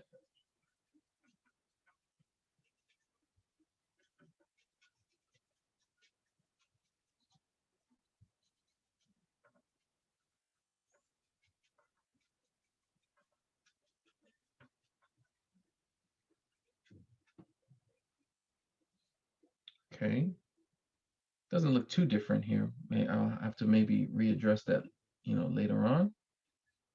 But before I start to, fixate on that relationship, I'm going to add my third value there, and then we'll reassess after that. So again, it's green, a little bit of red, make that earthy tone. Take some blue. Maybe went too far. Put a little more red.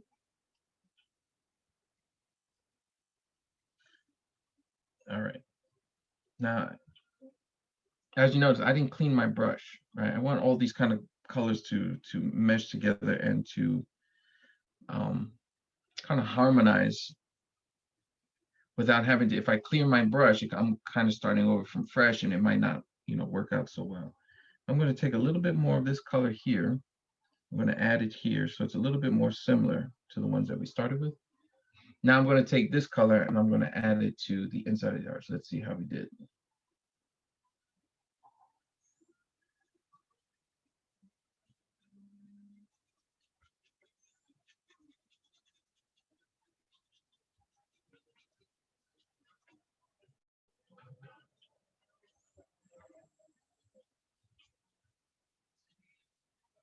I think that's pretty close for now. I think it's a good place to leave the arch at right now. But now you can see that door is just like way too bright. Right, so we have to really start to knock down that door because it's supposed to be in the shadow. This is the shadowy shape, right? It's supposed to get really dark up here, but you can see how now the door appears lighter than this. So this arch is now creating more context for the door. So now we have to work on the door. So I'm going to clean off my brush. You said that the door is more of a turquoise. Let's take a look at it again. Right, it's kind of, That's a really hard color to mix, kind of like a mossy kind of, it may have been a blue door and then it's covered in moss and dirt and all kinds of stuff. So we have a lot of leeway as far as what colors we can use. So I'm going to stick with the blue-green kind of look. And as we descend the door, I'm going to add probably just a little bit of white to make it brighter. Now it's okay, we're going to start adding more of our opaque colors on top. So for the top of the door, let's go back. We have more of our bluish colors there. So my blue and green.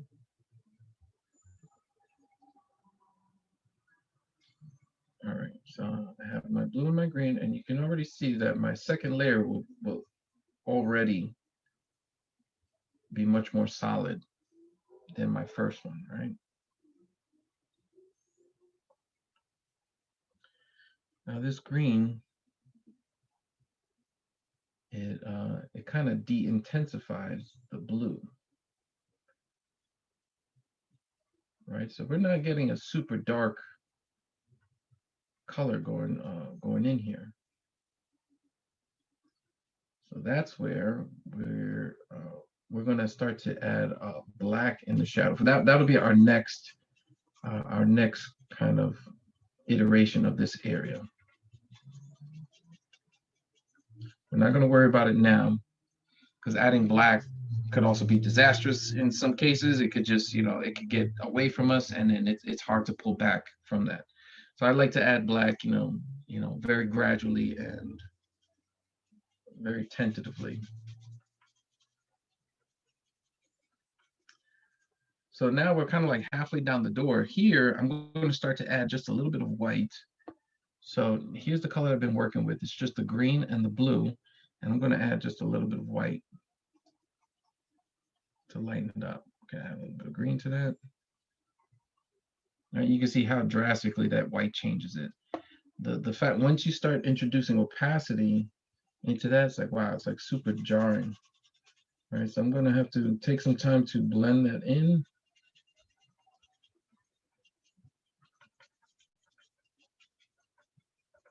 Blend that up.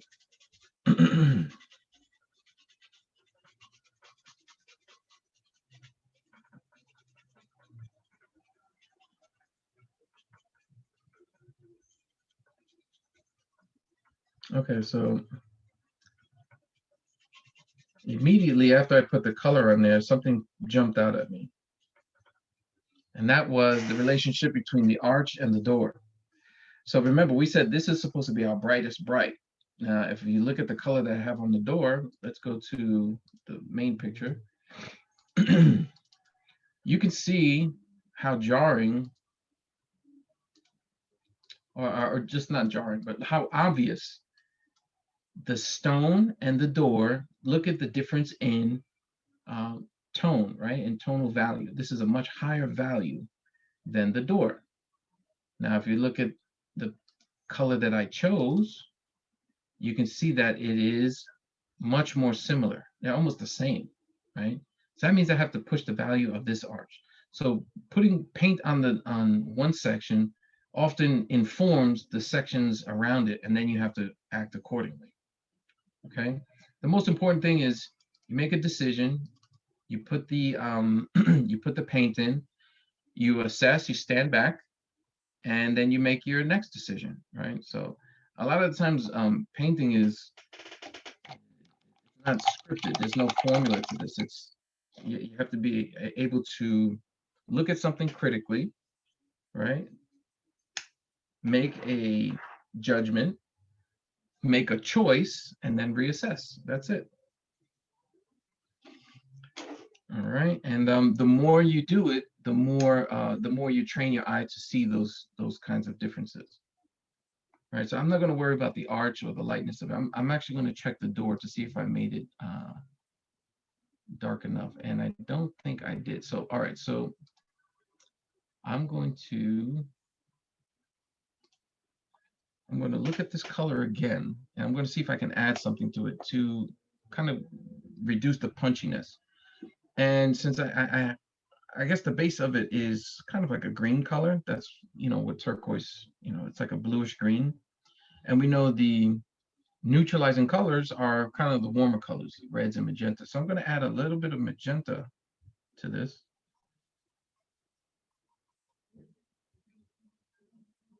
A little bit more green and just a little bit of white. And now I have this much quieter kind of light green. So now if I put it on my painting, it appears more neutral, a little bit on the grayer side. All right, just so it's not this bright blue, because there's nothing really bright about this picture. It's kind of, very shadowy.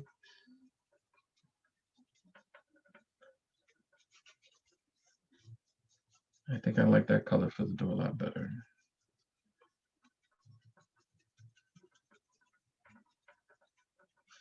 All right, but that was definitely a much needed move in the right direction as far as the arch and door is concerned.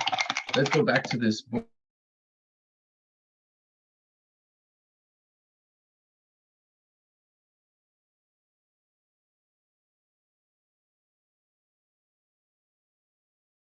Bush over here, which is still this.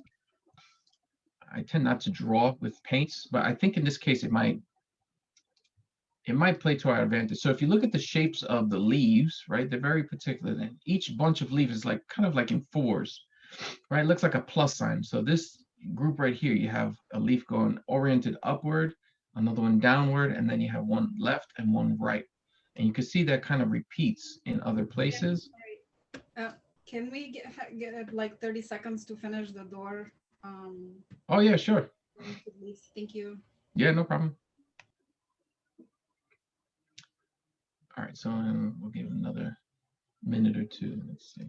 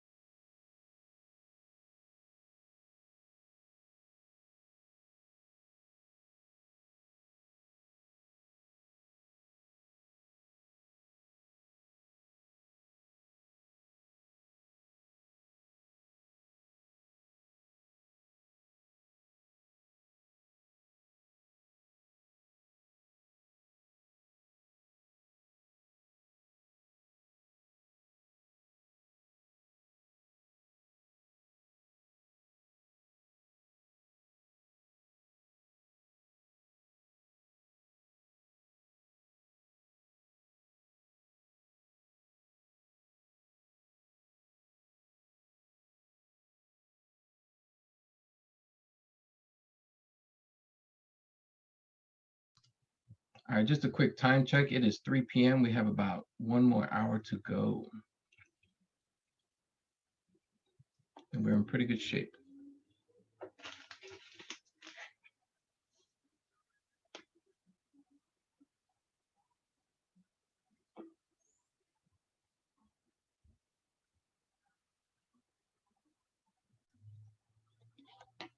All right, how are we doing with that door? We do have to come back to the door, so it's not imperative that you have to have it finished now.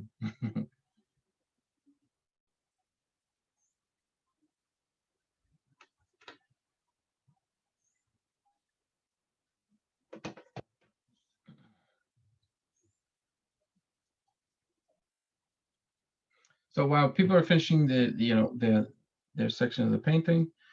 I just want you to keep in mind that the shadows, it would do you well to keep your shadows more translucent. Keep your whites out of the shadows, and optically it'll play much better to the paints, and how the light reacts to paint and how your eye will perceive it.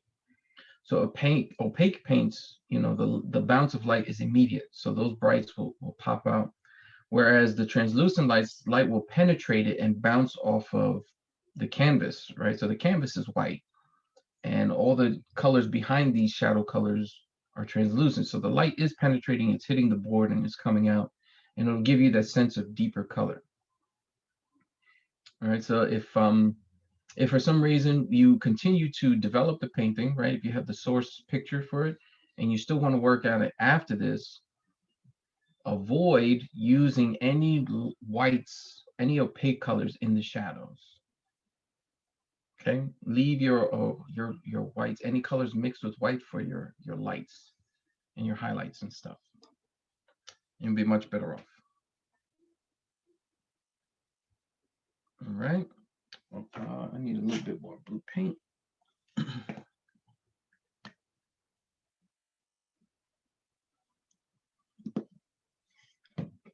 Okay, so for the bush over here, I'm going to switch to my small round brush, and I'm going to do something that I normally don't do, but I think it might be helpful in this particular case. So I'm going to take some green oxide and some phthalo blue, and I'm going to make a darker green.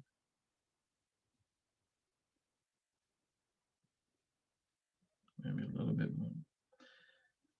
Like a deep green, trying to make it a little bit more intense here. And then I'm going to, so I'm trying to not let the paint build up too much high on the brush. So I'm actually pressing it into the to the palette, and I'm rotating it and pulling so that the majority of the paint comes out here, and then I can reload it properly. Okay. When I go to my canvas over here, I want to start to draw those kinds of leaf shapes. So one of the leaf shapes that is pretty prominent is that orientation, that four leaf. It almost looks like a clover, but not quite. Let's take another look at it. Right, so I'm looking at this particular bunch right here in the kind of like in the central part of the bush. So this is how the leaves are growing here. They're pretty much growing in that orientation all over, but just in different, slightly different angles, right? So you can kind of see this 4-point pattern right here on the left-hand side. This 1, 2, 3, 4. And then over here as well, this 1, 2, 3. The fourth leaf looks like it's either being pushed towards us or it might be hidden by the other branches. So I'm going to use that 4-leaf kind of growth pattern, and I'm going to create some outlines of leaves to just make more sense of this blobby kind of area. So I'm going to go to the central part of the bush, and I'm going to draw one oval going upwards, one coming down, one to the left, and one to the right. And I know this pattern repeated itself somewhere over here, so I'm going to do the same thing. So the idea was to look for something to anchor me in this plant. All right, and then I can start to add the other leaves kind of in interesting ways. So let's say like above. So I know that this growth here, these 4 leaves are growing out. Now, what would they look like if they were growing up? Right, so that would be, here's one here, there's one growing to the side, one growing to the side, and maybe one like that. It would have a different orientation in space.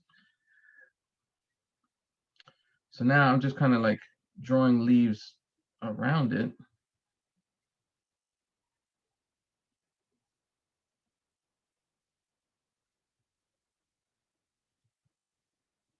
right? So if I had to, again, if I'm looking at something, you know, coming right out at me, I can see it, you know, in its perfect shape. But as I turned it in space, now the orientation changes. So it went from a circle to an oval, right? And I'm turning it in, it's growing differently. It's shaped differently depending on the orientation. So the same thing is prevalent for the leaves. So here they're growing straight at me. So this is like if I held the bowl, right? That white bowl I was just holding straight out at you. So I'm looking at all the leaves in their normal growth pattern. And as I change to the top of the bush, now the growth pattern changes, okay? And the same thing for the right side. As it turns to the left, as it turns to the left, the growth pattern goes like this, and it changes to this. So however I see it here, I have to think of that growth pattern changing in space. So let's look at the leaves again. Right, so this is growing out. Here you can see the leaves pointing upward. These are pointing upward, and these guys down here, they're kind of pointing upward. Some of them are, you know, pointing downward. Like it looks like this one's being forced downward. So it looks like it's just a whole mess of ovals and stuff. But if you try to focus on, all right, there's a seems to be a 4-leaf growth pattern. I just have to kind of fit in 4 leaves at a time and just try to think, how would these leaves be, you know, bunched in this area? And it doesn't have to be, you know, like we're not going for photorealism here. So you can have fun with this, but just try to think, all right, I know there's 4 leaves and they're growing in a certain way. Let's see if I can guess, you know, how they're growing. So like right above this growth, I know they're growing more upwards. So I'm going to try to draw another 4 leaves back there. I'm going to draw leaves growing out here, downward.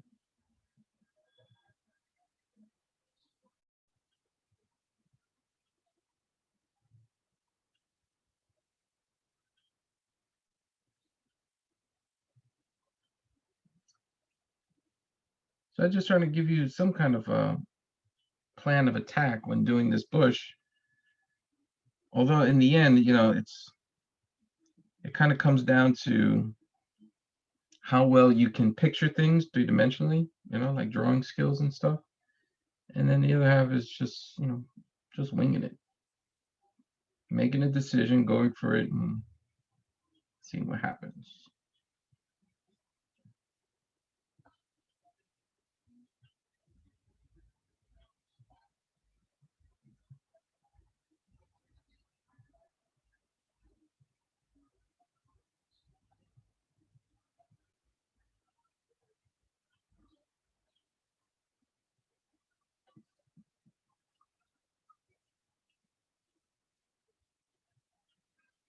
All right.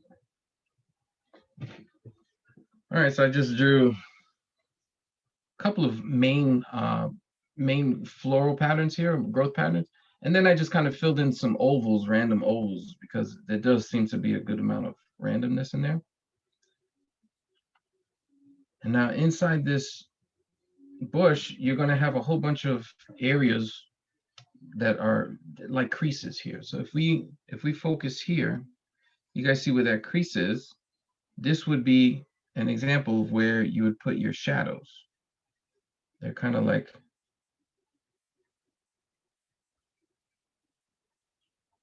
these shadow shapes in the creases, and that'll give you a sense of depth. So anytime you see your leaves going inward towards the center of the bush, and where they meet is kind of like a really good location for some shadows.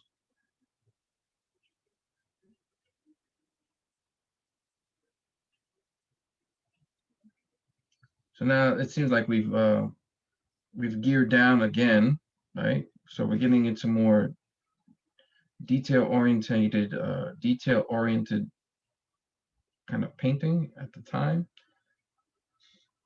So we are going to slow down a little bit just so we can get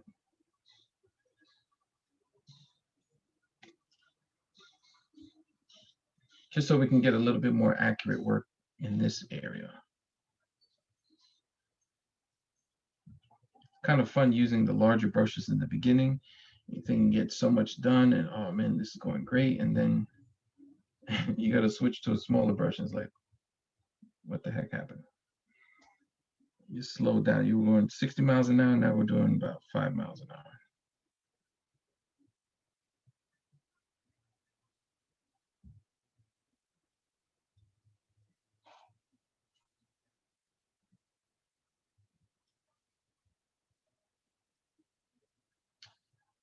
So what I'm doing at the bottom of the bush is I'm making just the tips of the leaves kind of visible. I'm putting shadows as you descend through the bush. A lot of the leaves are obscured by shadows. So the leaves on top should be, unhindered, unblocked, but the ones on the bottom, they have to compete with all the leaves on the top. So there should be much less light or much less leaf visible towards the bottom.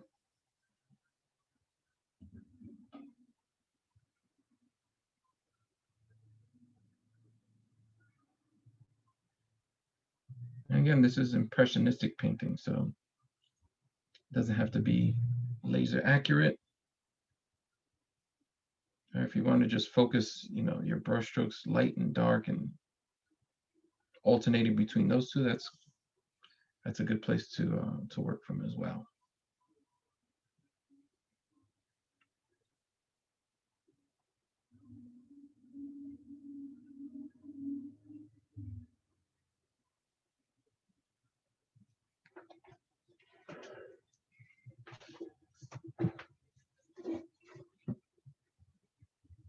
Okay, and since we are working with a smaller round brush, I can also tap some leaves into the shadowy area, and it almost looks like the plants. As I'm using more and more paint, it gets thinner and thinner, and I'm making the marks smaller and smaller, so it looks like the leaves are receding into the shadow.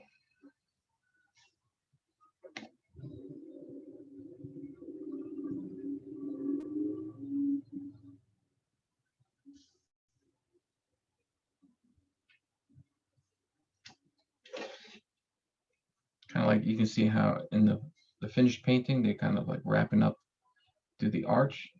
So they climb up there, but then they're receding into the shadow of the wall.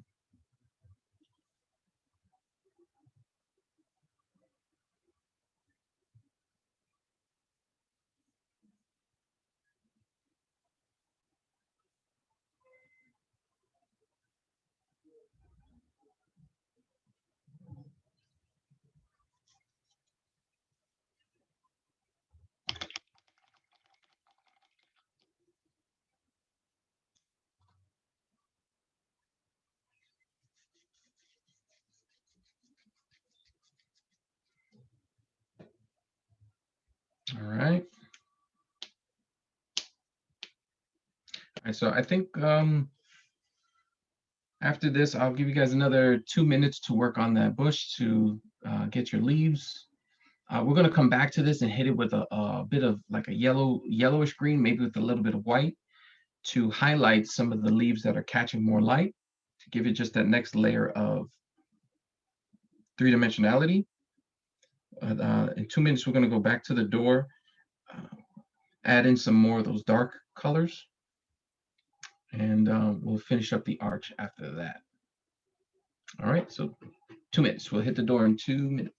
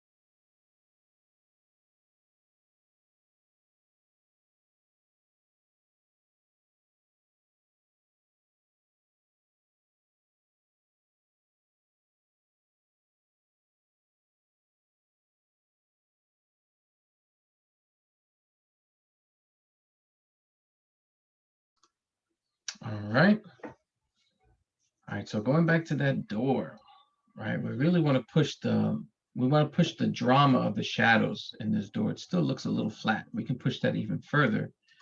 Let's take a look at the real deal here.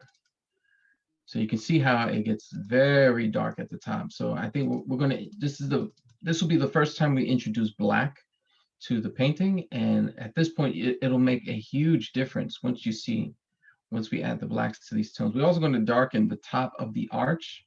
So that stone face, that inside face of the stone, we're going to be adding some darker tones there. We may add a little bit of black to that as well to really knock it down. I think our final step is we'll add blacks to the really dark regions around here to also push those shadowy shapes. But we're going to be very selective in that, just so we don't knock it down too hard or it doesn't start to cringe on all the nice color that we've used so far. Okay, so let's go back to the mixing board here, so to speak. Okay, so we have our green. We still want that bluish green to be our prevailing color, right? So I'm going to switch to a higher value of blue. So I have a little bit of more blue than green at this point. Now I'm going to take my black. Oh, I have my skin. I'm going to add some black to that. It's become pretty dark.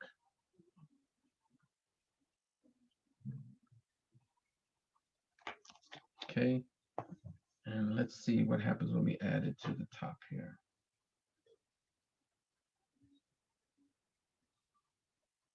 Now I'm being careful not to paint on top of my greenery here. So I'm using the corner of my brush, and I'm swiping slightly into the greenery, just ever so slightly, to create that jagged edge of that the leaves would be making in the negative space of the air around it. So right, these plants are suspended in air, and the jagged edge of the leaves would stand out a lot against the shadow shapes of the door. So I don't want, I want some irregular, I want a lot of irregularity in the overall profile, right? The contour line of the greenery.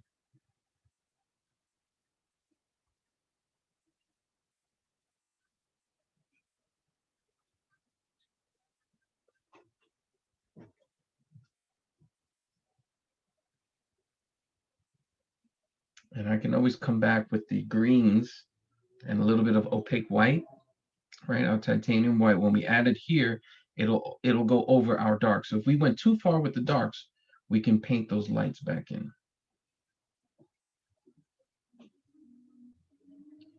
All right.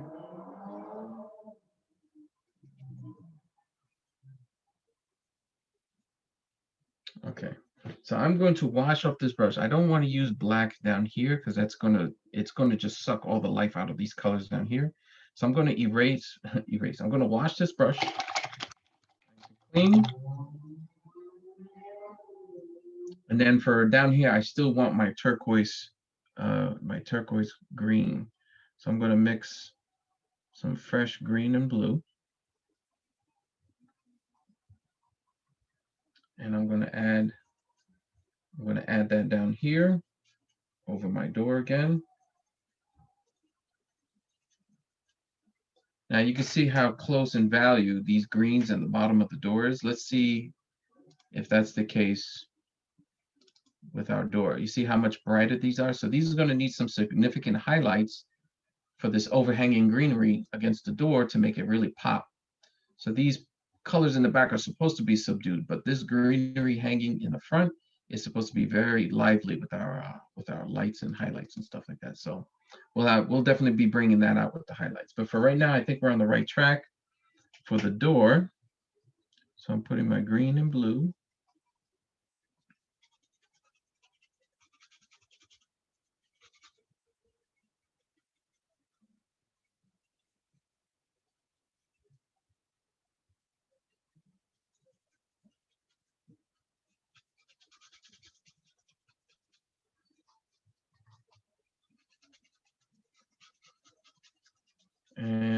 trying to vary my brush strokes a little bit because there is movement in that wood.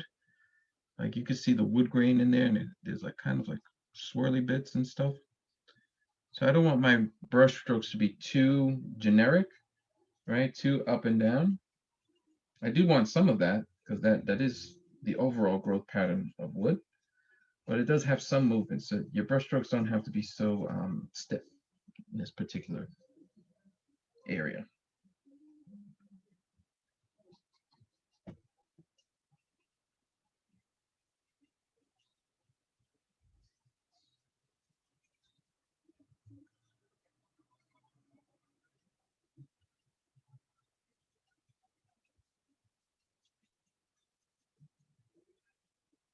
Okay.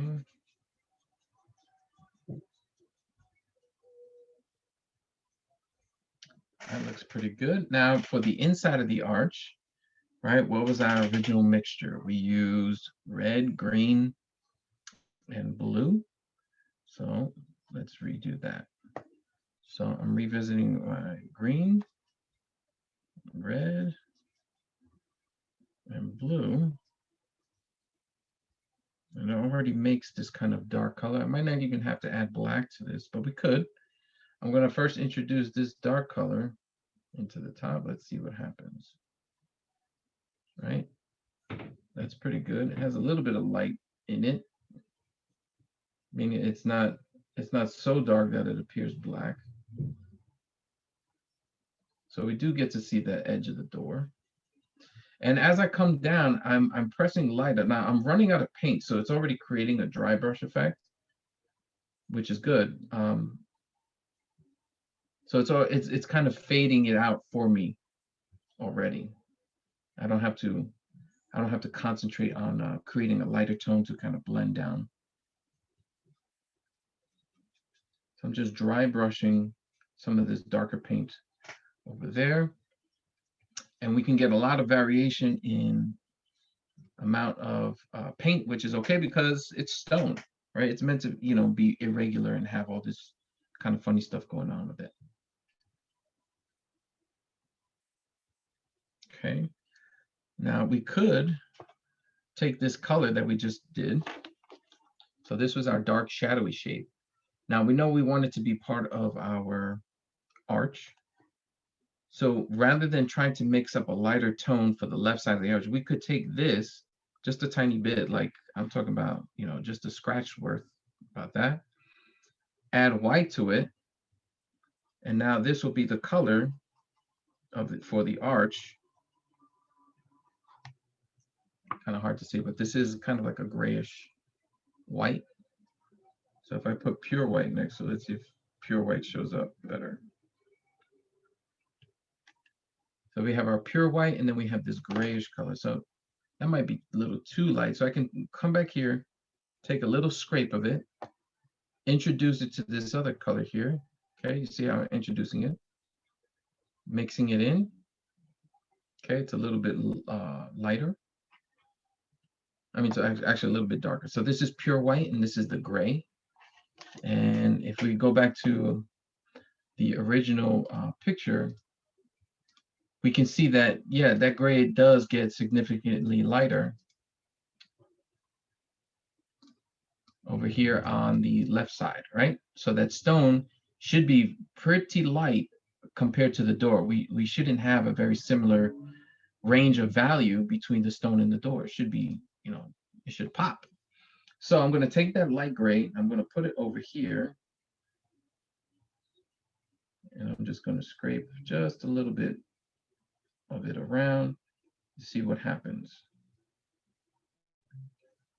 Right, it's stone. We can have some variety of edge.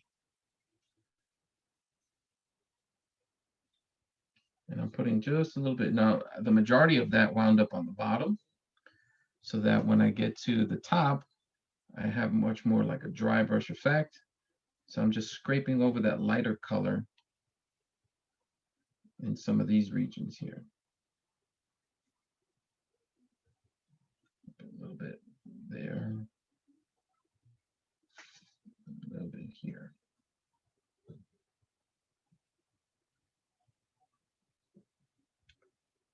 It shows up a lot on the camera, but in life it's a lot more subdued. Not sure why it's showing up so bright. All right, but now you can see the contrast between the door and the stone there. It's a lot more. All right, so I think we need to hit the bottom of the door, this this step here, this gray step. So looking down there, it's just pretty much a gray stone, a slab. So we don't have to be too particular about that. I'm going to take this paint that I did down here. I'm going to use up the rest of it. That's this nice dark gray tone. Maybe I'll add just a little bit more blue and red. Too much red. Too much blue. Trying to find like a nice happy little gray in between. Maybe a little bit of green to neutralize it.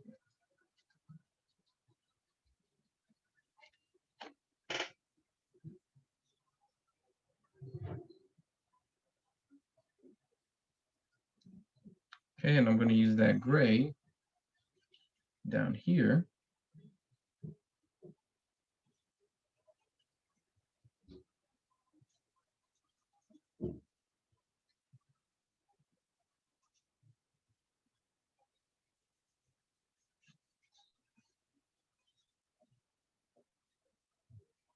That looks pretty good.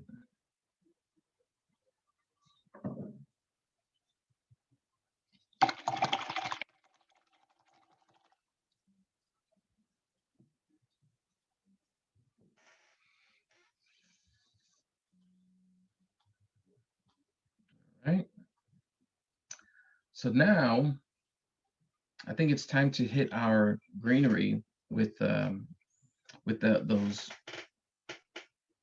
colors that I was saying before. So we want to add a green, like a yellowish green, a greenish yellow, and a little bit of white. And we're going to be very selective of how we do this. We don't want it, we want it to be even smaller. We want it to, the brush strokes to be, or the brush marks, you want them to be even smaller than the ones that are existing there now. So if you're using, depending on the brush that you use, right? So if this is the size that we're using, you may want to switch to a smaller brush. This is a round, so it might not get the amount of variety that you can get with this square brush, right? You might want to switch to a small or a thinner synthetic brush, right? But a round is going to give you round marks. So I do suggest that you use flat. Sorry, I dropped my brush. I would suggest you using a flat. If you have to use the same brush as before, that's fine. Just I would focus more on using the corners, or switch to a smaller flat, meaning less wide, right? All right, so I have my yellow, green.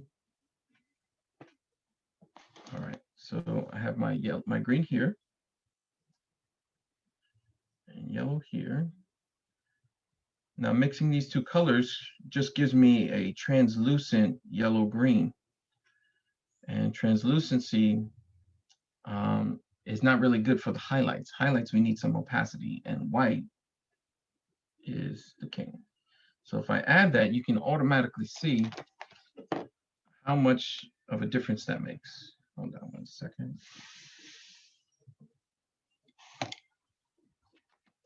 You can see how much of a difference that makes. It went from this nice mellow kind of yellowish green to this really bright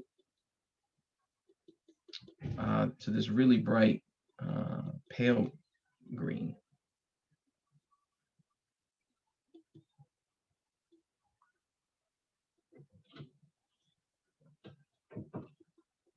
All right, so I think that should be light enough, because the leaves don't really appear to be yellow. We don't want to have yellow leaves, but we do want a very nice bright green. So we're now going to selectively choose the highlights here. So if we went to the original or my finished painting. So that's like on top of this branch here, coming down this vine here, the tops of it. We already developed the midground and the shadowy areas, right? Those are our translucent colors. Now we're hitting the top of all the plants that have the most reflectivity to it and that are going to bounce the most amount of light, right? We can even put like little bits of little hints of branches or vines. So that's what those little lines are for, here and here, right? We can switch to a round brush for that later, or right after we finish this round of highlights, right? So right now we have mid level greens and low level greens. Now we're going for the higher value greens. All right, so I'm going to take my brush and I'm just going to tap on the areas that are going to give me a sense of the top of something.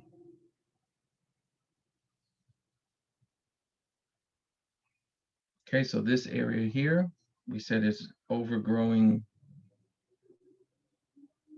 the arch.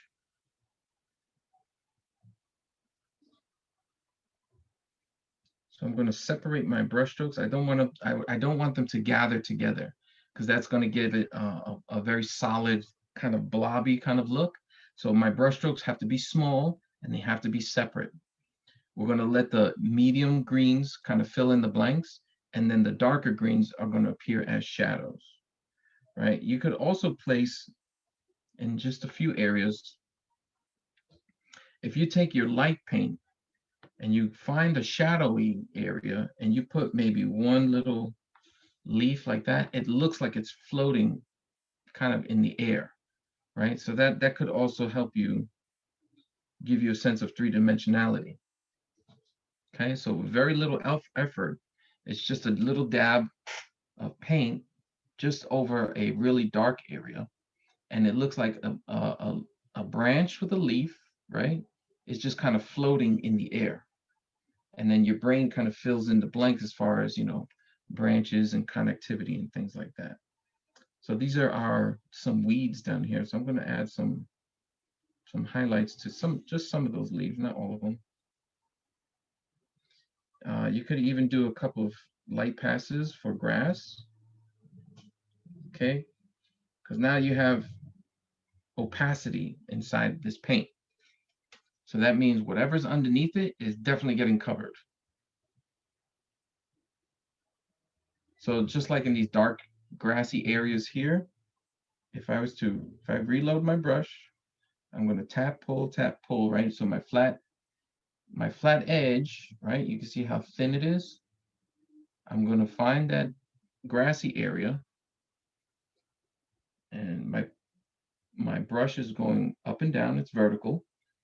I'm going to find the grassy or dark area. I'm just going to give it a couple of pulls with the light grass.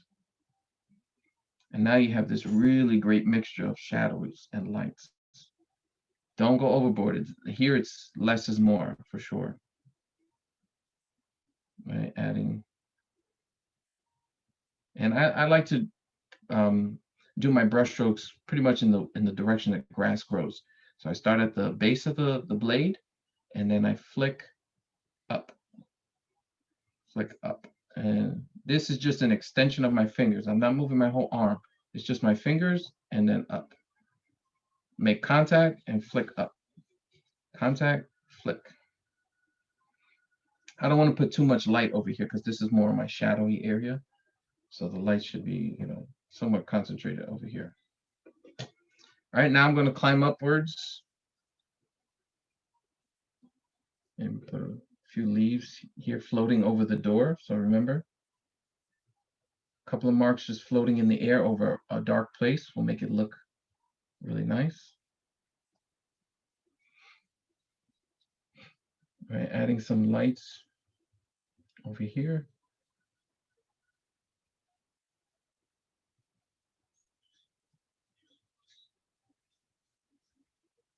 So now I'm really trying to look for the areas with just the middle green on it, right? Well, I'm trying to put the majority of my brush strokes in areas like that, because I have told you to find, on occasion, right? You can find a shadowy place, although you don't want to cover them all.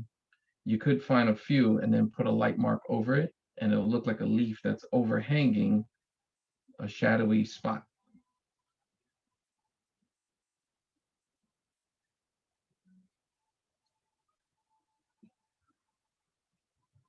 Okay, I'm going to come down here to this overhanging growth, and I'm going to make these leaves or these brush strokes much smaller because we said this is new growth. It hasn't matured, right? The leaves are very tiny. This is like a new branch of vine, and the way it grows is little by little. I'm using the corner of my brush. It's kind of curving to the left. I think it's following the light. So plants, right, when they grow, they always follow the light. So like I was saying before, you can add just, you can switch to a round brush and very lightly, you can do just a little sweep, and that'll give you your kind of like vine marks. But for this one, I'm going to use my synthetic flat because it does have a pretty nice, sharp edge.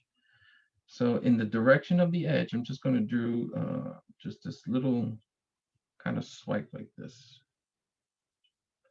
And then on either edge of those, it doesn't even have to necessarily touch. I'm just going to do these little tiny marks alternating on each side to give it that vine look.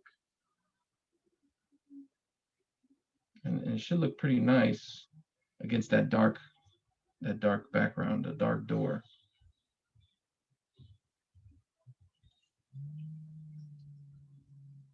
Okay, I'm going to be very careful not to put any of this green over my shadowy areas, my deep shadows, right? We did that with the medium greens. You guys kind of looks like it's receding into the shadows there.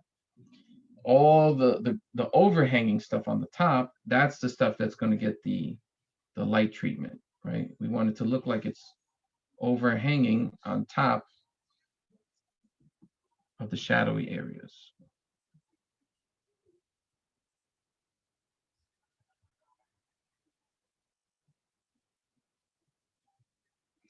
And I'm going to be a little bit more sparse with the light leaves over here because we are receding, we're going into shadow.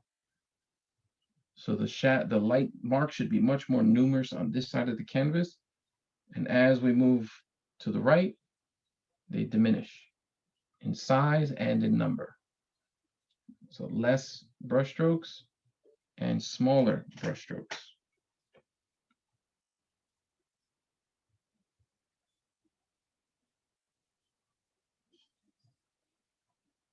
So I got a little bit more white. I just wanted to hit just a few more of these leaves with just a little bit brighter. I mean, that looks maybe a little too bright, but that's not too bad. Right, so you can see how adding, just a little bit more white to the same colors, you can see how it adds another depth, a layer of depth there, right? I think it might do well for these.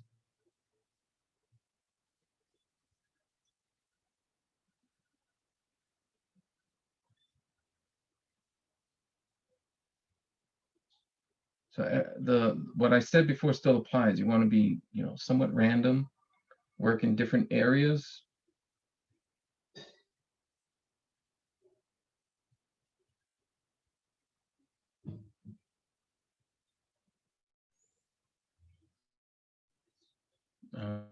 Layering is the name of the game. Okay, so I'm going to use this light green in this bush here. And I'm just going to hit the areas, the leaves that I think are catching the most light. Uh-oh. Can you guys hear me, see me? Said my internet connection for a second. Yes. Yep, we're good? Okay. Loud and clear. All right. So now these leaves, right, I want to kind of diminish that outline that I put on some of them. So I'm going to paint, up to the edge there on some of these that I think catch more light.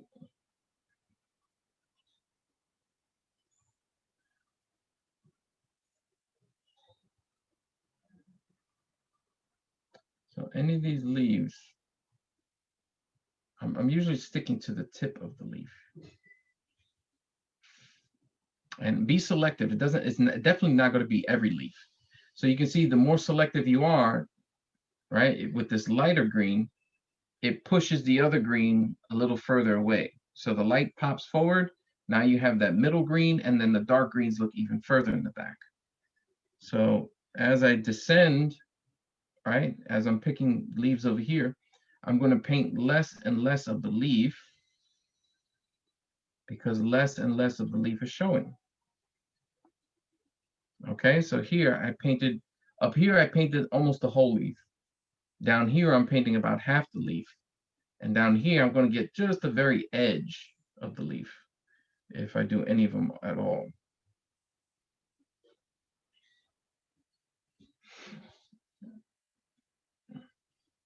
Right, because introducing lights into a shadowy area could really confuse what's going on there.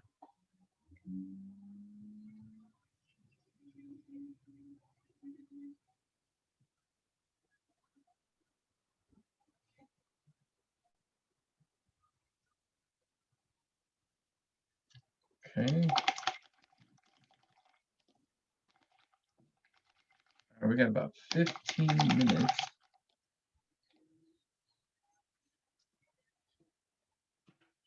How's that been going for you guys, adding the lighter green? Yes. Makes a difference. Yeah, it does. So that's why that foundation work is so important, because it lays the groundwork for all the pretty stuff at the end.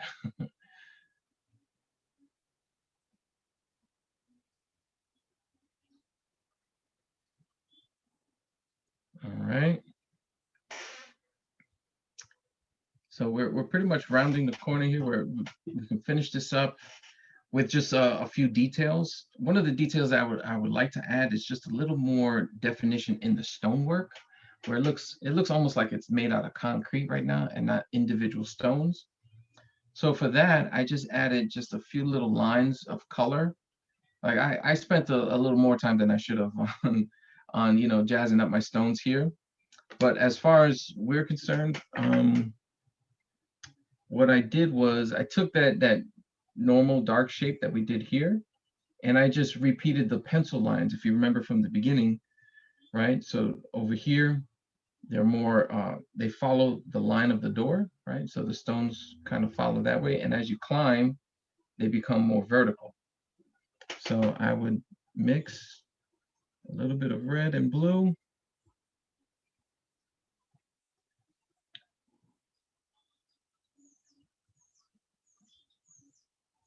And maybe a little bit of green to make it more earthy.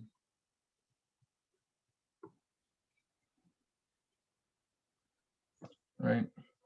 So I made a mixture of red and blue, but it was a little too dark. So then I took this color here, I wiped it off here, and then I added a little bit of green.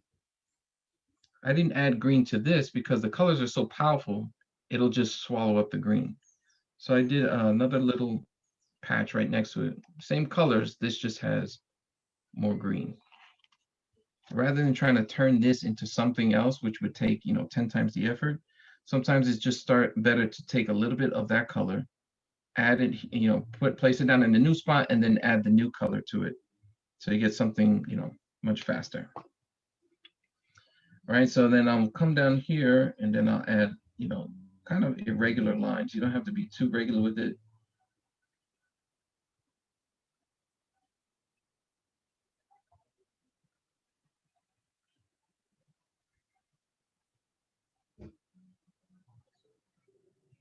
You can round out some of the edges there to make it look like it's worn out, the stone.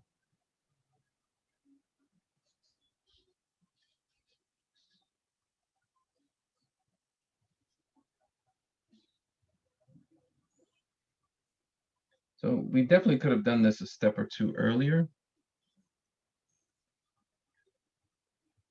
Right, because if it's covering up some of your leaf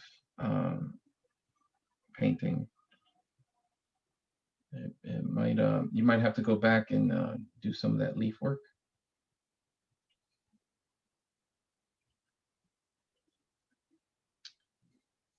Now for the inside face of the stone, this is a little bit more interesting. The pattern, the line that it follows, no matter how high you get, it should be almost horizontal. So right here where this line meets the inside face, it should be almost horizontal. No, let me add just a little bit more black so you guys can see that. Maybe this color. Okay, so here, this is horizontal, horizontal. I'll add some other horizontals for some hidden stones.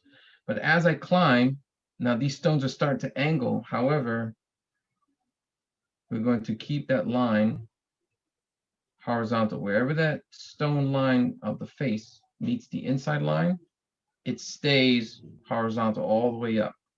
So these lines should follow each other all the way to the top.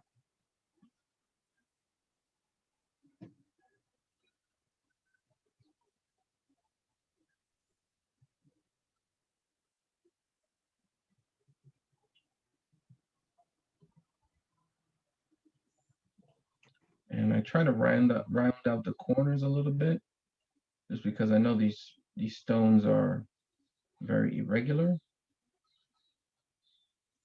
So by, what I mean is I'm going to the corner, rather than putting a line here and a line here creates a sharp corner.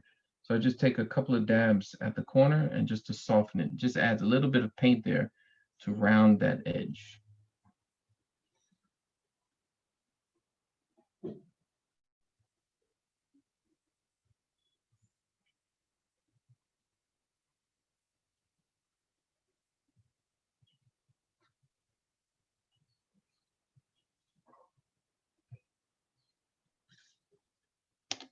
Okay. And for the door, I want to add the lines for the plank of wood, and each one of those lines should be perfectly vertical. And I kind of guessed the thickness of it. I guess a safe bet would be to find a midpoint. Let's do that together. So I'm going to take just blue and black, add a little bit of black to blue. So I took my blue, I put a spot here, took my black, and just added a little bit of black to that. And I'm going to the center of the door, maybe not necessarily the center of the arch. So if you find the center of the arch, you go slightly to the right, and it would be the center of the door, right about there. And you kind of just put in a vertical line.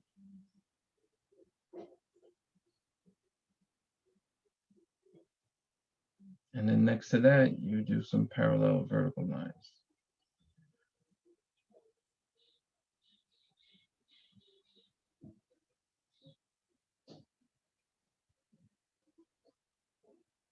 Okay. And just eyeballing that they're all even.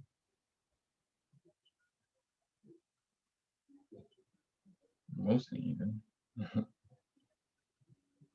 Maybe just a hint of a line underneath the shadow line at the base of the door.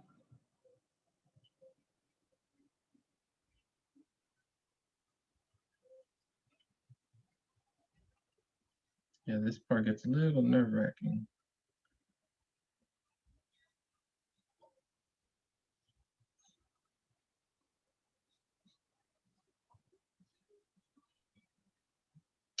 There is a little locking mechanism on the door there. It doesn't have to be so fancy. It's really just a bar, a padlock, and then another little latch here. You could just keep it simple and just keep it as a bar. So maybe halfway up the door. It doesn't have to be terribly detailed. Just put a bar. And then for the padlock, it's just a little rectangle underneath here, and then two lines connecting to that bar. You don't even have to put in that much detail. So I literally just did a bar of paint this way, a little dash of paint underneath in the shape of a rectangle, and two lines connecting those two, and it gives you the sense of a padlock.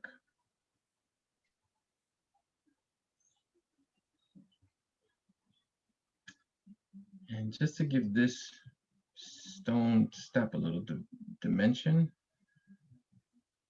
you can put 2 parallel lines there.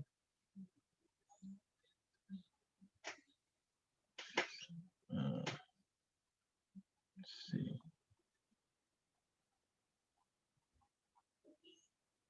Maybe do a little bit better than that.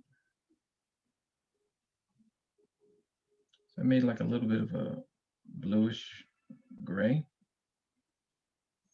Just doing a little shadow to that step.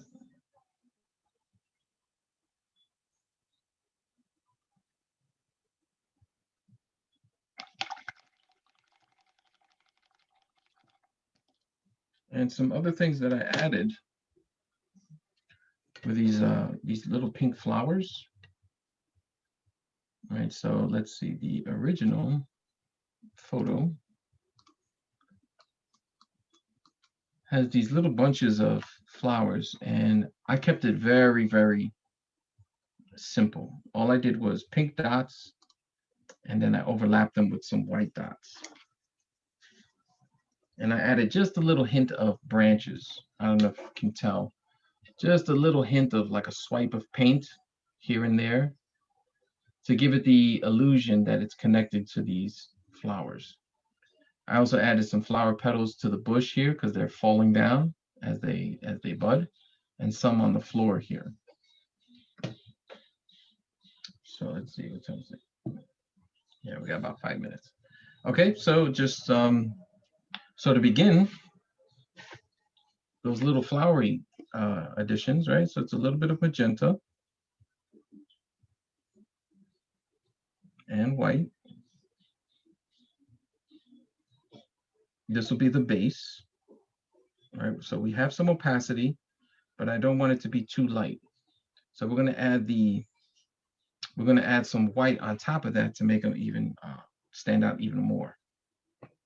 So in the photo, they seem to be mostly concentrated right above the arch, right? Especially in this region, there was a bunch of flowers here.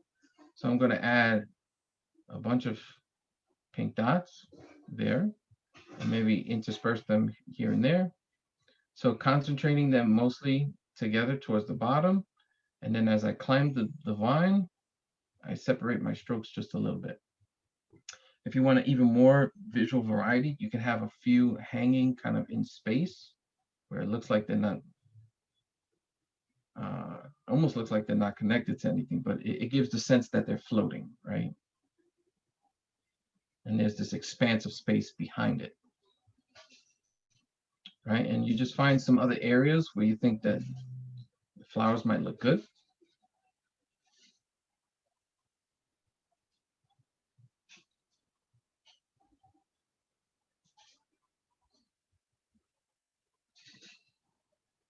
So you can see how the opacity is playing to our advantage here. Although they're pink, it's the white that's really making it stand out. If you used magenta by itself, the green would read through it, like it would be like painting with pink cellophane, and all that green would mix in, with light. When the light hits and it bounces back to your eye, the green would mix with the magenta and it would just be lost.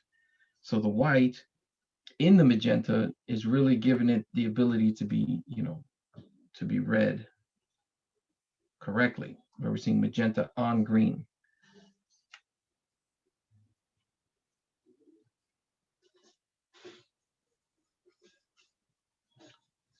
So using white in paint is, it's useful when it's done correctly. It can be disastrous when overused, though. So you can see we didn't really introduce white paint until the very end, almost 2/3 done with the painting. So now for that illusion of, branches that have the flowers. So I still use this magenta, and I would just do a little swipe. So I'm kind of swiping in the air, And I'm trying to get as close as I can without touching it. And then once I make contact, I leave it, okay? So I'm not, I can't really gauge how close I am. And then once I touch, then I pull back. So it kind of looks like I'm painting it, but I'm not. So I'm you know, a little bit ways, kind of guesstimating how close I am once I'm close. All right, because I only want to hit it once.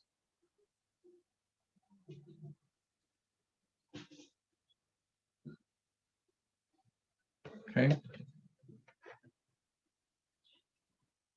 And I'll show you why in a little bit. I'm going to go to the bush down here. I'm going to put a whole bunch of dots in some of the broad leaves at the top, because they're acting like landing platforms, right, for all these petals above.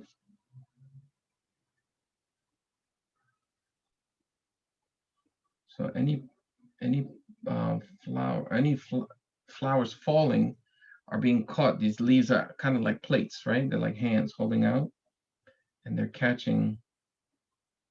So you gotta just give it a second and think, all right, which one of these leaves is facing up and underneath, you know, where these guys would be falling, and that's where you would put your flower petals. And on the ground, you can just use kind of dots indiscriminately, just kind of sprinkle them around. So that was about, I don't know, 50 dots right there. You don't have to really load up. I'm using a very scarce amount of paint down here, because if I do it too solid, it's going to look like they're glued to the top. It's going to look like a sticker. Whereas if they're kind of very faint, it looks like the grass could be in front of them, then mixed with the grass. So varying the amount of paint that you use can help the illusion of, you know, depth.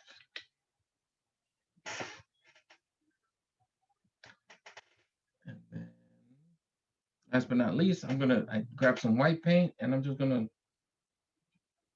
put a little bit of white over some of my pink dots, not all of them, just to make them stand out just all the more. Like they're catching the light in a certain way, and they're shining, you know, a little bit brighter at the viewer.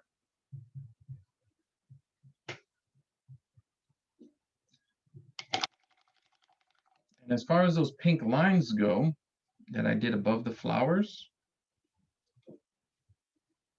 I'm going to grab some, I cleaned off my round brush. I put some green paint, and I'm just going to go over that just a little bit and knock it down.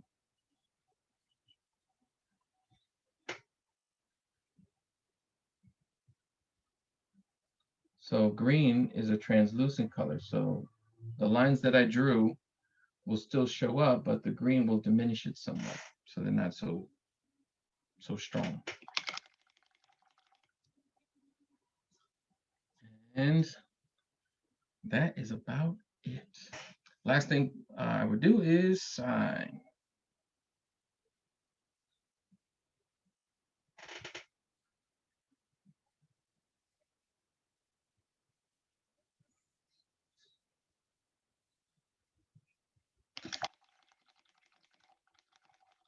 Not a bad little painting.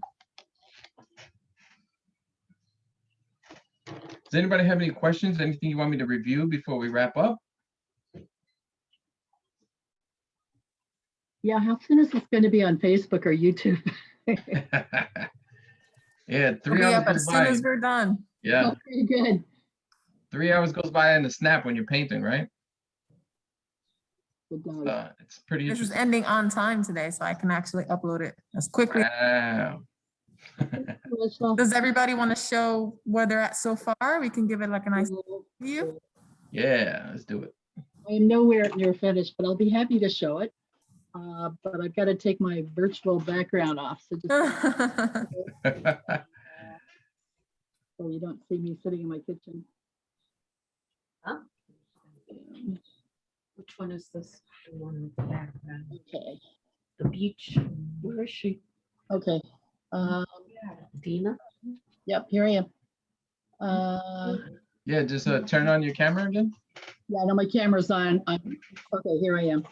Just talk. You guys see this? Oh, I don't know what's happening. Go to somebody else until I get this sorted out, okay? Yeah, it's on. Wow, That's so Dima, that looks nice. There we amazing. go. Wait, here we go. Here I am. Hey, all right. So, Oh my God, I'm so happy they came out so good. well, you know, I'm like, Congratulations. yeah. Dima, very beautiful. Dina and Dima. All right. Yeah. All right. So how did it feel with the explanation of the pencil in the beginning? Did that help you kind of work out the perspective? Yeah, very, very, very helpful. Good. I'm kind of new to acrylics. I've been working on my watercolor stuff, but I Yeah. want to get acrylics down because it's so much easier than oils. I really appreciate the tutelage, and I will be looking at the Facebook one later. Awesome. All Look right. forward to your next class. Haven't seen you guys probably haven't seen my face the entire time, so but yeah, it was great seeing you guys again. I'm glad you had a great time. You learned some stuff. You have a beautiful painting. So I like this one. This has been one that I've been wanting to do for a while now. So Well, it's something I'd want to frame and hang on the wall excellent. Very nice. next to my Angry Birds. All right, my Hoboken painters. Enjoy this beautiful afternoon. And, Thanks, Sam. It was amazing picture. oh, thank you so much. I'm glad you enjoyed it. I'm glad you have a wonderful painting now. Go outside, get some fresh air, and I'll see you guys next time. Okay. Thank you, Sam. All right. Bye, everybody. Bye. Bye, Sharissa. Bye. Thank you. Enjoy some spring. Spring. Really quick.